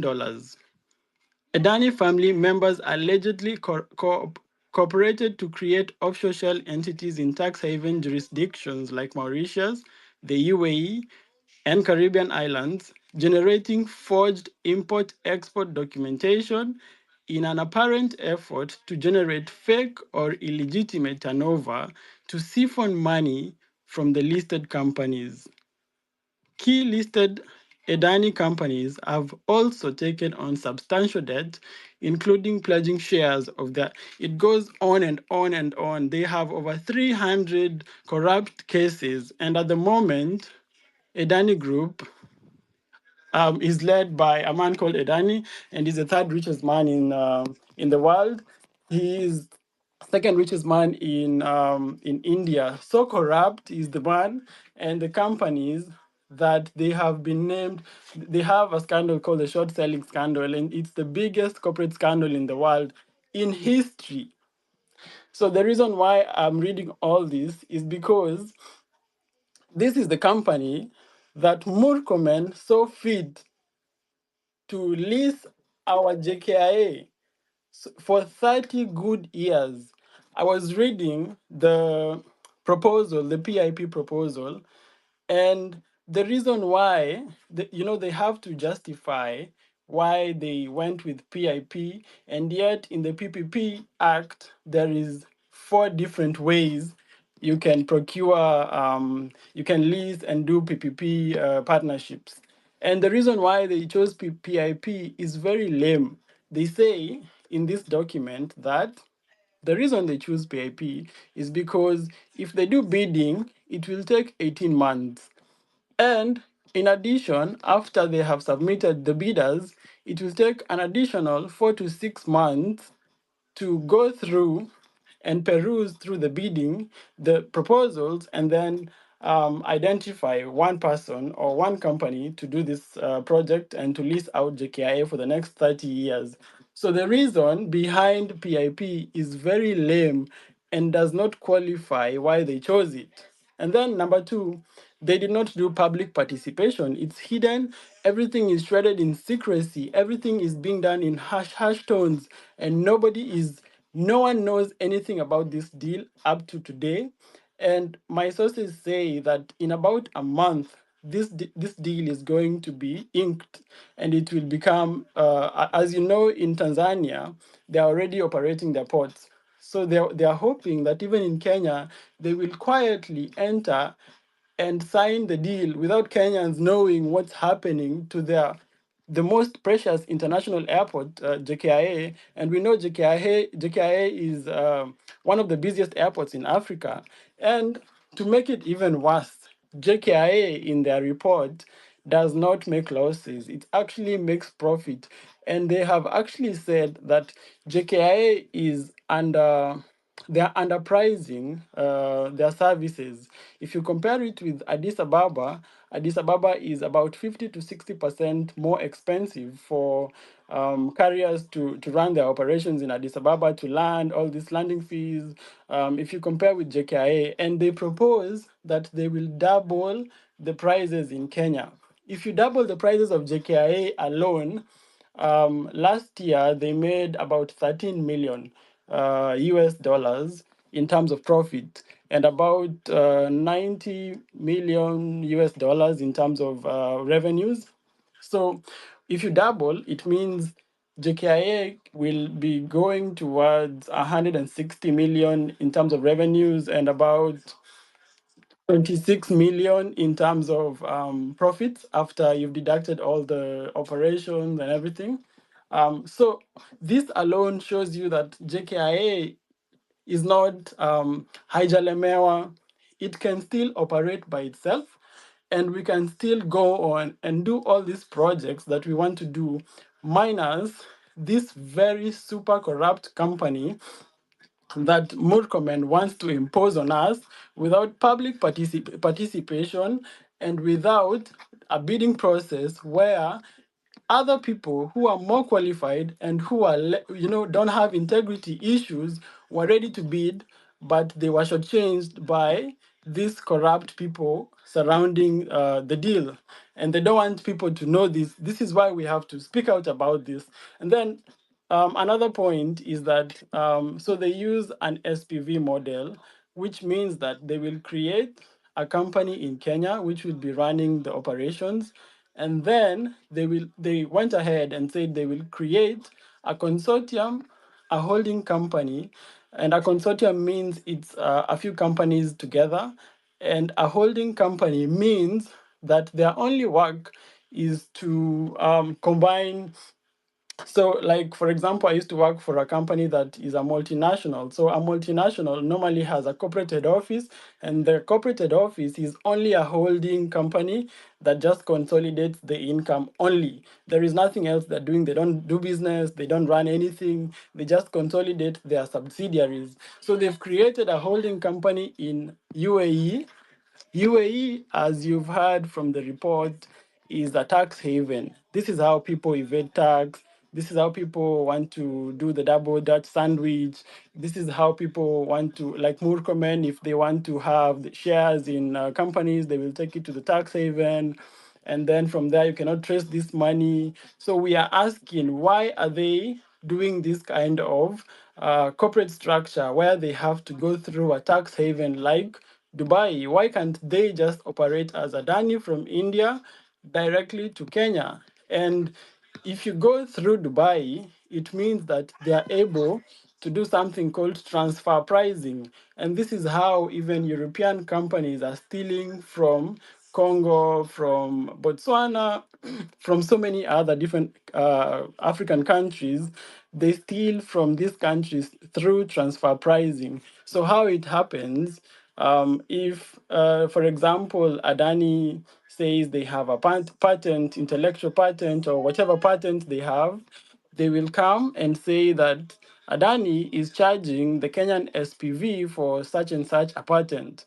So the income that we make as JKIA in Kenya will be deducted. You know the way EBITDA works, they will deduct the patent as a cost. So by the time it reaches where we have to deduct tax, they have already deducted fake costs in terms of transfer pricing. And this is why they are doing this thing of we have to have a company in the UAE and then another company and another company. And if it spans towards different jurisdictions, it's harder for us to track our money. And so Okay. this is, yes, Amerix. Yes. I want to interrupt you a bit. Francis has been saying a lot about JKIA and how JKIA has been limping, but we can hear from here that there is profit. Francis, what is your comment on this? Because Nelson says JKIA makes a lot of, or KAA makes a lot of profit. I heard there he said something like 13 million. Yet US we are being dollars, told yes. every time that it makes losses. No. Francis. I think I was never about, I was mostly about Kenya Airways. I was mostly about the leases that were embarked on. In fact, the other day, somebody told me, I had a whistleblower telling me that there were two companies which were incorporated in the Cayman Islands and whatnot. One was, I think, called Kifaru, and another one called, I'll remember the names shortly.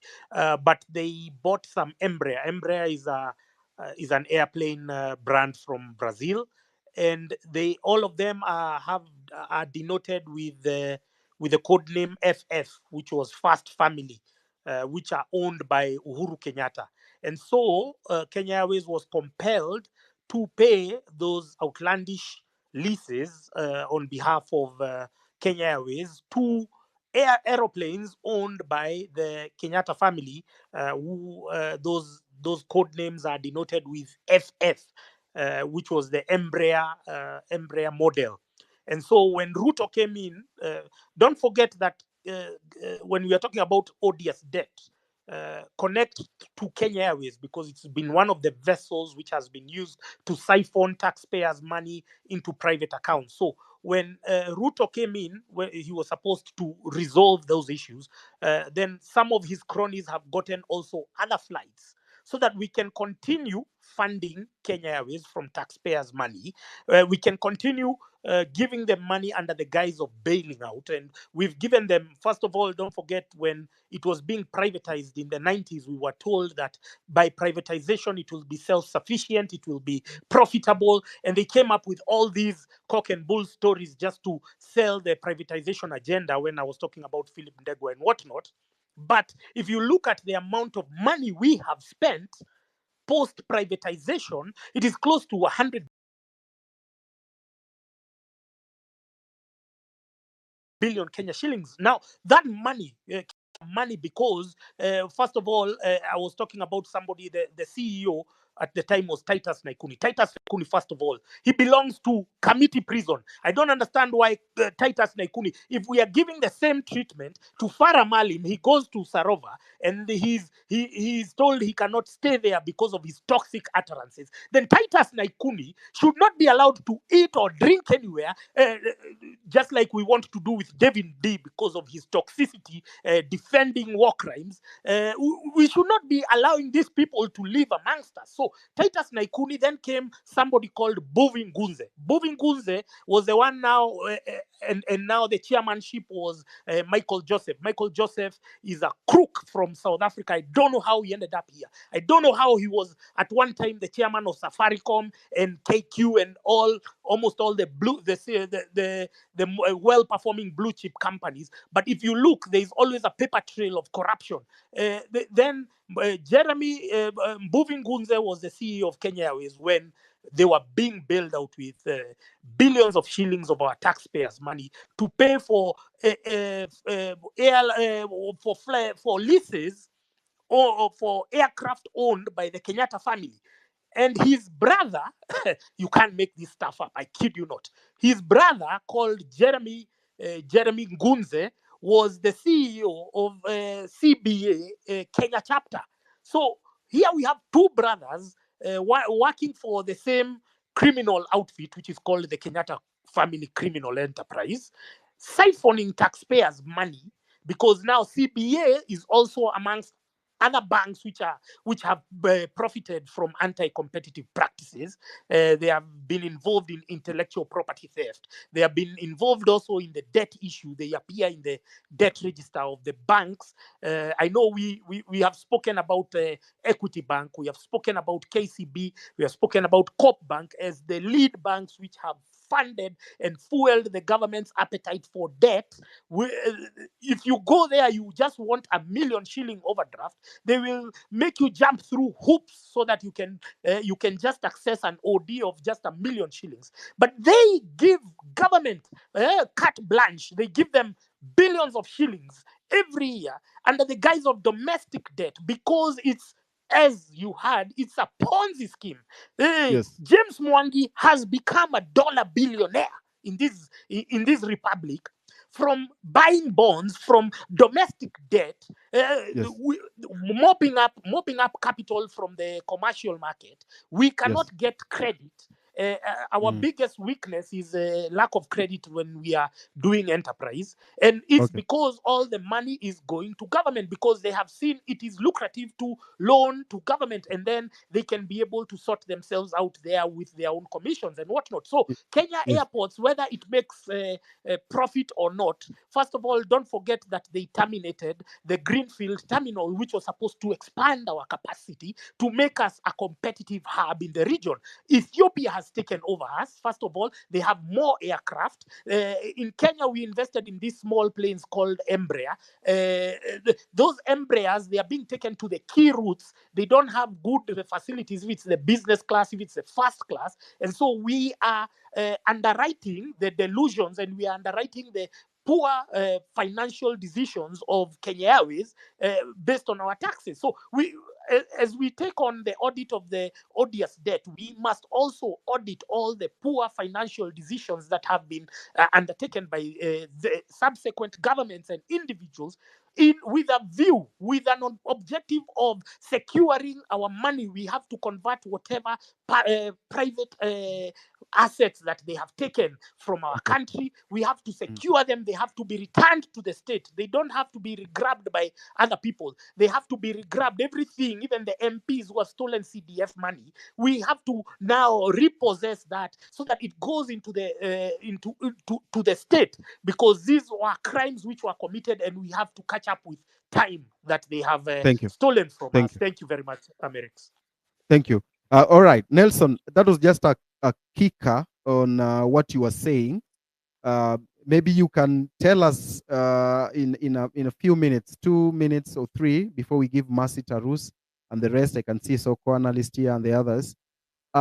What can we do as a nation? You know, we talk too much, but in your opinion, because you are the professional here, what can we do? The lawyers are here to guide us on the legal journey.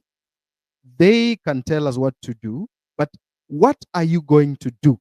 Or what do you propose we do as a nation to ensure that such kind of heist and the people behind it are put in jail?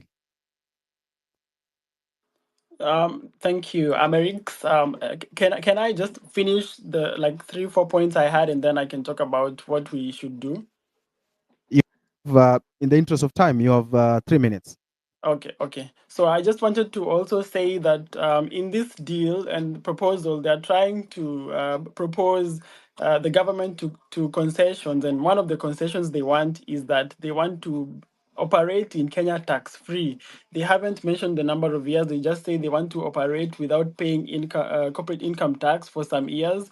And also, I don't know if this is standard in deals, but they're saying after the deal is over in 30 years, JKIA will have to pay for the capex, and also they will have to pay them for the capex, the money they used for the capex, which is 1.5 billion US dollars. And in my view, this 1.5 billion US dollars is the same amount of money we saw the Eurobond theft, the money that never arrived in Kenya. So it means that we are able to even finance this project on our own if we can take back the money that has been stolen. And they're also saying that after the 30 years is over, it's not over because they're asking for 18% equity in JKIA forever. So this means that basically they will own us forever, 18%. And this is totally unacceptable. And mind you, this company is the least performing company in India in terms of airport operations. And their biggest project is called Navi Mumbai. It's their only biggest project that you can compare to JKIA. The rest you cannot, they're too small. And even this Navi Mumbai is going to be finished in 2032. So we are entrusting people who have not even done a project of this magnitude in any of their projects to do it in Kenya. Like we are being used as scapegoats. So, and your question, Amerix, about what we need to do is it's very simple. We need to make a lot of noise, and also we need to start preparing to take over these positions. We cannot just be in the outside and every day, we keep complaining about bad governance. We need to be the leaders we want to see. We need to go into those leadership positions. You have seen in the UK, they were inaugurating very young Gen Z leaders into the House of Commons. So this needs to happen also in Kenya. But at the moment, we need to increase the pressure. We need to occupy JKIA. We need to occupy all those offices until these things stop happening. This is how revolutions happened in the past. I've spoken so much about the French Revolution. It was the young people who went and demanded, their rights and demanded for what was right, and it happened. It's not easy. It can take a lot of time. It can take shorter time, but if we keep pushing, it will happen. And also, I have spoken about critical junctures. How in history, when a revolution happens, you have two choices. You can either go the side of whatever people are talking about, like Sudan and the rest, or you can go the path of prosperity. And this is what happened in France. This is what happened in England during the Glorious Revolution. This is what happened in the US. This is what happened in many other prosperous nations. They were at this critical juncture, a revolution moment, and they chose to go the right direction. So this is the moment that we, as the young people, we need to choose which direction to take our country, to either reclaim it and go and become prosperous and to say no to all these things that are happening now, or to turn our eye and lose the revolution and everything that Jimmy Wanjigi has just spoken about to continue. So the choice is ours, but everything is laid bare on us. And there is a saying, as I finish, that I quoted in one of the spaces. It says, in every generation, we have our mission. So every generation has a mission, and it's upon us either to fulfill the mission or to betray the mission. So it's upon us today as the young people to either fulfill our mission of economic liberation and independence in Kenya or to betray it. Thank you very much, Nelson, for that in-depth. There was only one person who had a remaining issue, I think because of network. I'll give them a minute or two. Mercy Tarus.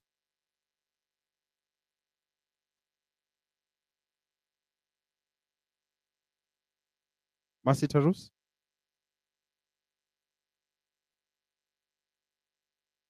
Yeah, go on. Just unmute your mic and start talking so that we don't waste time. Thank you very much. I hope you can hear me now. I hope you can hear me now. Yes. Thank you very much. We are giving you 2 minutes. You can switch on. You can switch off Yes. your space so that you don't listen All to right. yourself again. That's why we are having Um, this miscommunication.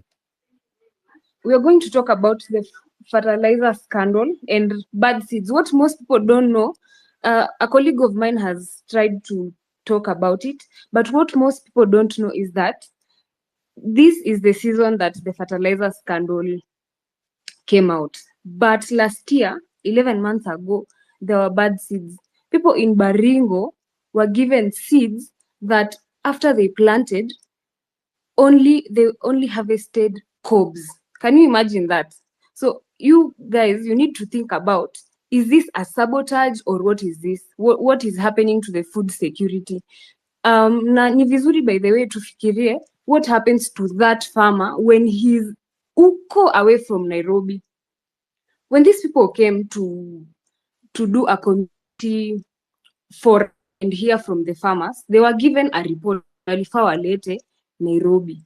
Awase report yenye walipewa walete, they wrote that report and shelved it. And then the report that came to the Senate was not the report that they took from the farm. Now you can imagine this farmer has loans. Huyu farmer last season alikuwa sabotaged. This season amekuwa sabotaged. So inamaanisha ikifika next year umse hatakuwa na doya school fees. Sasa kuna food insecurity. A farmer whose main economic thing is farming, sahi hana food. Now, this is manufactured poverty. That is how they keep us in line.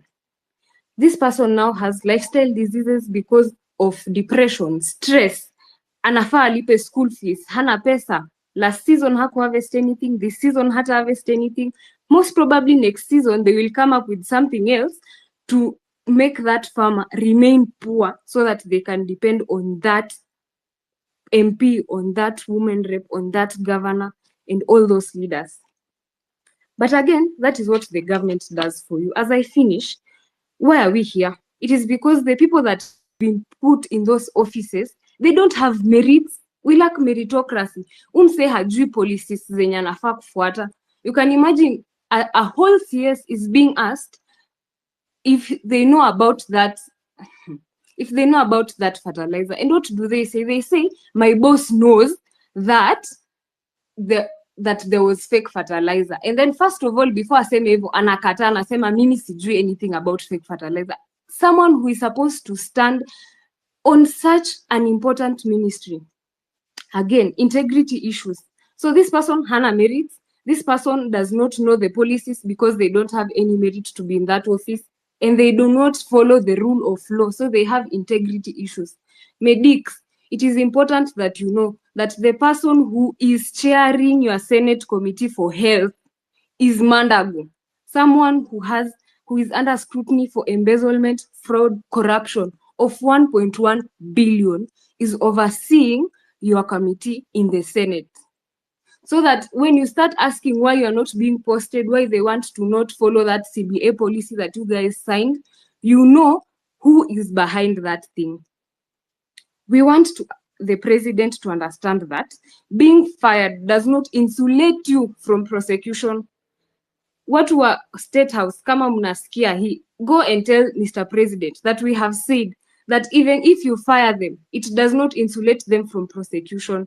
Right now, we have food insecurity due to that fertilizer scandal, due to the bad seeds that were provided to the farmers. And now we want to sit pretty and look pretty as if nothing is happening in the country. Repentance, Mr. President, without restitution is just hot air. Hakuna kitu yenye umefanya hapo. Sasa umse ameenda amefanya kabineti yake, hiyo haina shida. But sasa aliwafaya very ceremoniously. Amewaita mkutano, amewapea food, wamekaa hapo, wamediscuss vitu zao, alafu after a few days ndo anakuja anatuambia, by the way guys, I fired these people. We are not stupid. You gave them a state-of-the-art send-off. Like they are going to represent us in a very lucrative spot. But we are watching. Now he's creating room for marriage between the government and the opposition, which is not about them, the government, or the opposition. And it seems like they are forgetting that. It is about the people of Kenya giving their lives for the rule of law to be upheld. Finally, this is not just about the people who have given their lives. It is also about those people whose lives have been brutally taken by the police. Mr. President, this is my parting shot. There is nothing as dangerous as a broken and desperate person fighting for a better future because he will do everything in his power to survive. Chelangat Mutai died on the Sabasaba of 2013 like a true hero. Let's give her flowers. Thank you. Thank you very much, Mercy, for that. Mwenye masikio amesikia. Lekish. Hi, Amerix. Before he speaks, I just want to say that deal ya JKIA, it's going to be signed in 1 month. So, guys, we need to, make pressure, and also we are going to court tomorrow to make them release the documents and make them public for participation. All right. So you're going to court tomorrow? Yes. With Yeah, please do, please do. Mchacha. I think I'll create something like an mchanga or something so that this public litigation or public interest litigation, we can have a fund where people, if Kina Willis or whatever lawyers go to court, can be sending them some mafuta here kidogo and credit. So we will follow it up and see how it goes on. Thank you very much. Rufus? Thank you. Hi, everyone. And thanks, Amerix, for the opportunity. So my input on this conversation is that nobody is talking about the money. So the way we conventionally view the money, it's something that we use in our day-to-day lives. It's something that we earn when you work a job, when you do a business, but there's more to money, and I think everyone needs money. So the way personally I view money, it's a technology that we use to store value. In a way, or in a very simplistic way, if you go and work somewhere and provide labor that is worth, let's say, 10 meals, then you need to have a technology that stores that value, so that when you need that value in future, you're able to recoup that 10 meals either for yourself or for your kids. But then the current system that we have with the Kenya shilling hasn't been working well, and this is due to the current monetary policy we are having. So if you have wondered or seen how, let's say, a primary school or secondary school teacher was able to raise a family of 5 in the 90s, have a decent home and perhaps even a car, and today that reality is impossible, it's mainly because the money is broken.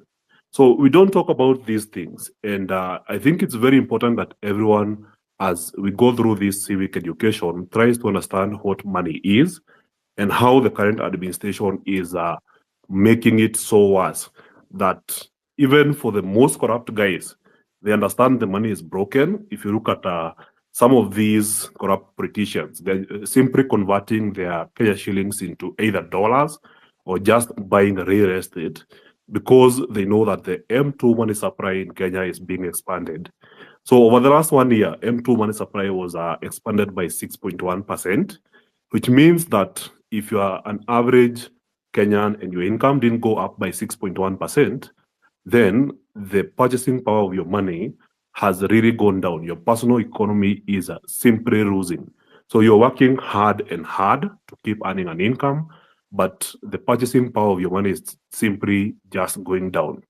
So I believe it's time we start questioning these things, bring transparency to understand how much Kenya shillings are supplying in the economy, how much of this amount of money is being added into our economy, because everything is added out work being done, it's value being stolen from your money, the person who is holding Kenya shillings.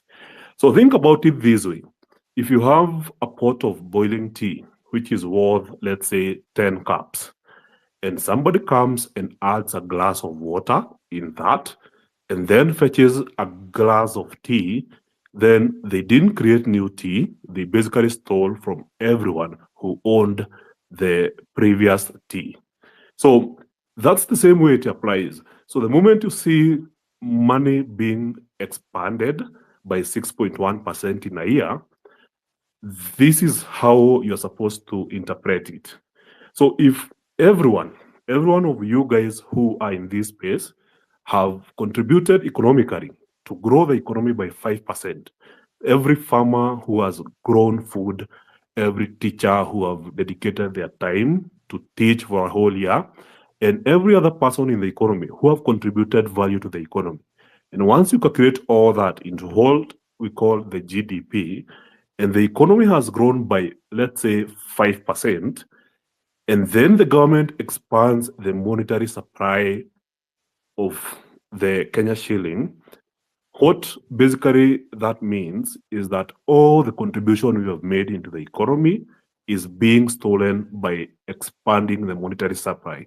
So when I was listening to Jimmy Wanjege talking about the expansion or the sources of money for the government, yes, he talked about raising taxes, money through taxes. He talked about raising money through debt to fit a deficit, which is limited by the constitution. He missed the point that the Kenya shilling is the one true asset that the government uses to take value even from the money that you hide on your mattress. It's not safe. The government has the ability to devalue that by expanding the amount of money supply in the system. And that's a really important conversation that everyone needs to have. So once we answer the question of what is money, how is it created, is there transparency, then it will become clear that we have to address these issues with the central bank monetary policy. Thank you very much, Rufus. Soko analyst, are you there? You can raise your issue, Soko analyst. There is a petition we took to different institutions seeking the arraignment of Farah Maalim. I don't know how far it went, but I'm looking for Soko analyst wherever he is. If he's not there, you can give this opportunity to this young man called Milton. Milton, what do you want to say, sir? Welcome. Thank you so much. There's something that I've been really thinking about. Whenever we've had this citizen assembly, we've always had some members of parliament also coming in. Another conversation, I really concur with what Jimmy said about our debt, and I just think the best thing is just to default. But now, on top of that, our recurrent expenditure is something that is a very huge thing to this small country. Yeah. So I was thinking about this, and I wanted maybe Willis to advise us. Yeah. How do citizens come up with a referendum? Because at the moment the country is ripe for it. How do we come up with a referendum? The IBC is going to be formed and wherever. How can the citizens come up with a referendum? Because we are paying people too much, and the country can't sustain that. And also, I think we are also paying the so-called Wakora a lot of money, and then I don't know how we are going to also balance the issue of integrity in leadership, because most of the time you get that we like most people vie in Kenya so that they get protected. You find a member of parliament maybe has been involved in cases of money laundering, or maybe a foreign nationals gold and such, like criminals. Most of them usually vie so that when they're members of parliament or they're in leadership, it's at least easier for them to maneuver the cases. Because when you're a member of parliament and you're a criminal, there's a say, someone once told me that the government loves criminals in this way.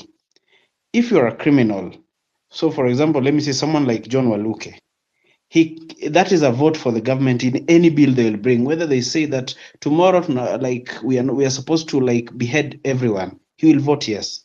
Why?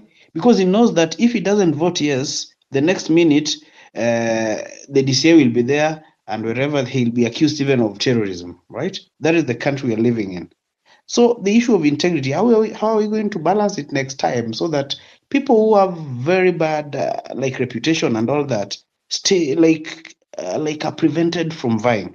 Maybe Willis can tell us about that, because that is something that it has been really traumatizing me most of the time. I keep thinking about it, because if we don't solve the issue of integrity, we are still going to have animals, not even human beings, very bad animals in parliament. And with Yes. that, they will always, because they will always be representing us, they will always vote for the wrong things because they fear being arrested. Most of these MPs, even senators who maybe they were in opposition and joined the government side, most of them, if you dig down, you will find out that someone ate something at KPLC. Someone was caught with there's a police officer who told me last year that there's a certain member of parliament who he jumped from ODM to supporting the government side.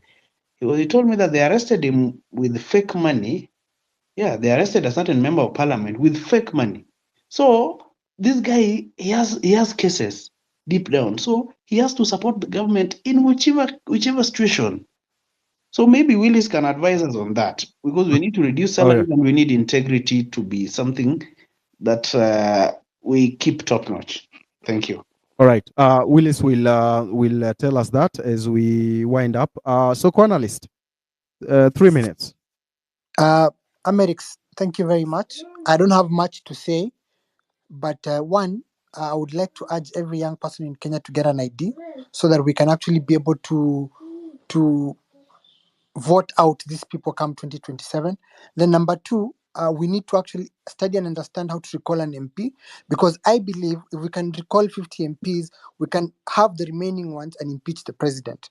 Then number three is we need to understand that Ruto loves criminals, because that's the only way he can be able to leverage against them and get what he wants. Right now, every person is actually very angry and bitter. So let us keep up the engagement. Let us educate our brothers and sisters in the up country. Let us talk to our fathers, our parents, our grandparents, for them to understand what is really going on. And lastly, we also need to say hello to EPRA, because they've gone behind and increased the road levy from 18 to 25 shillings, and this is very illegal. So as we plan for Tuesday, we also need to look at the hanging fruits so that people can actually realize that we are not joking and we are very serious. Other than that, thank you so much for Amerix and Cyprian for this space. Thank you very much. Thank you very much. Straight to the point. Willis, there's that EPRA, there's that levy that they have increased 18 to 25. Is it legal? Is that thing legal? It's obviously not legal. Hmm. One thing I must point out at this point is that for all of us as citizens, what I like about this platform is that it brings everybody across the board. People who are working in government, people who have access to documents, people who have access to information. What we need to do as we are continuing with this struggle is encourage our people in those spaces to become whistleblowers. If you don't have the courage to speak openly, you can share this information even to Amerix, to myself, or to any other person who you believe has the courage of their conviction to speak out. Collect as much as you can. Your brother, your sister, your friend, your father, your auntie works in government, has access to what is going on. Please collect as much information as you can. You can hand it over confidentially to those who are courageous enough to face the public. Once we have this trove of evidence, we will be able to now take on this system. I say that because you find most of these complaints, they are actually illegalities. These are criminal enterprise that is going on in the country as we speak. And to take down that criminal enterprise, part of it is we must get it on the streets, but also if we are to use their system, we must use that court platform to expose them and to call them to account.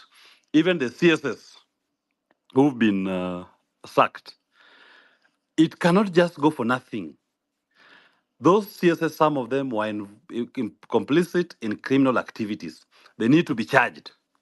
If the DPP will not charge them, if I have access to any evidence that implicates them or any other lawyer. And there's already a team of lawyers who are out here trying all they can to collect evidence, and they are willing to present cases in court to even privately prosecute those CSS to answer for these crimes. For those of our people who have been killed, those of our people who have been maimed, in as much as Comey has now resigned, Comey must still be called to book. In as much as Kindiki has been dissolved, Kindiki must still be called to book. Those lives cannot have been lost for nothing. They must answer for the criminality under the command responsibility as we know it. And I was suggesting to some of my colleagues, and something we are exploring, there's this concept of universal jurisdiction, that in as much as you may think that you control the courts in Kenya, I can be free to file a case against you in an EU jurisdiction that recognizes the criminal concept of universal jurisdiction. So if you're William Ruto sitting in Kenya, you think that you're immune to prosecution in Kenya, we are still free to even file a case against him under the command responsibility for these officers who have gone rogue. And we say, this unit has killed this many Kenyans. And you will see a warrant of arrest being issued against William Ruto in an European country or any other jurisdiction that recognizes the universal jurisdiction in place.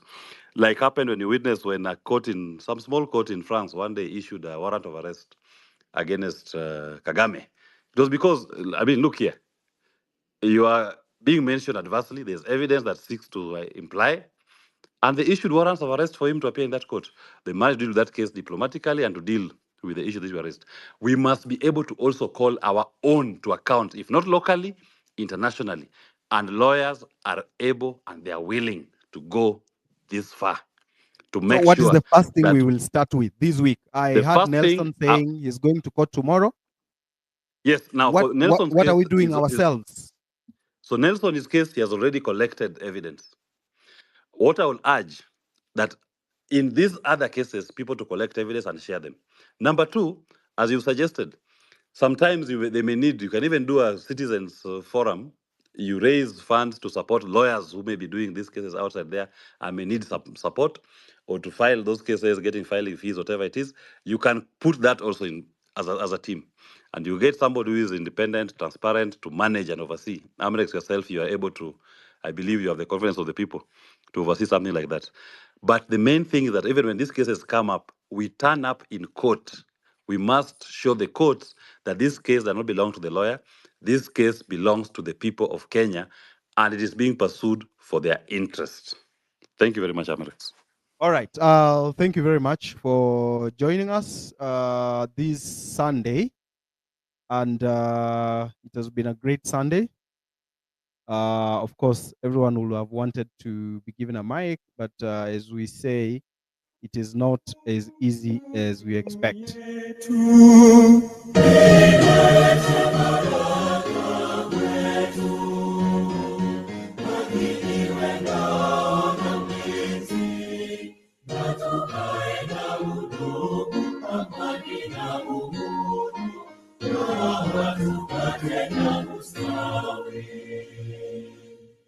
Amkeni ndugu zetu, tufanye sote bidii, nasi tujitoe kwa nguvu, nchi yetu ya Kenya tunayoipenda, tuwe tayari kuilinda. Na tujenge taifa letu, ndio wajibu wetu. Kenya istahili heshima,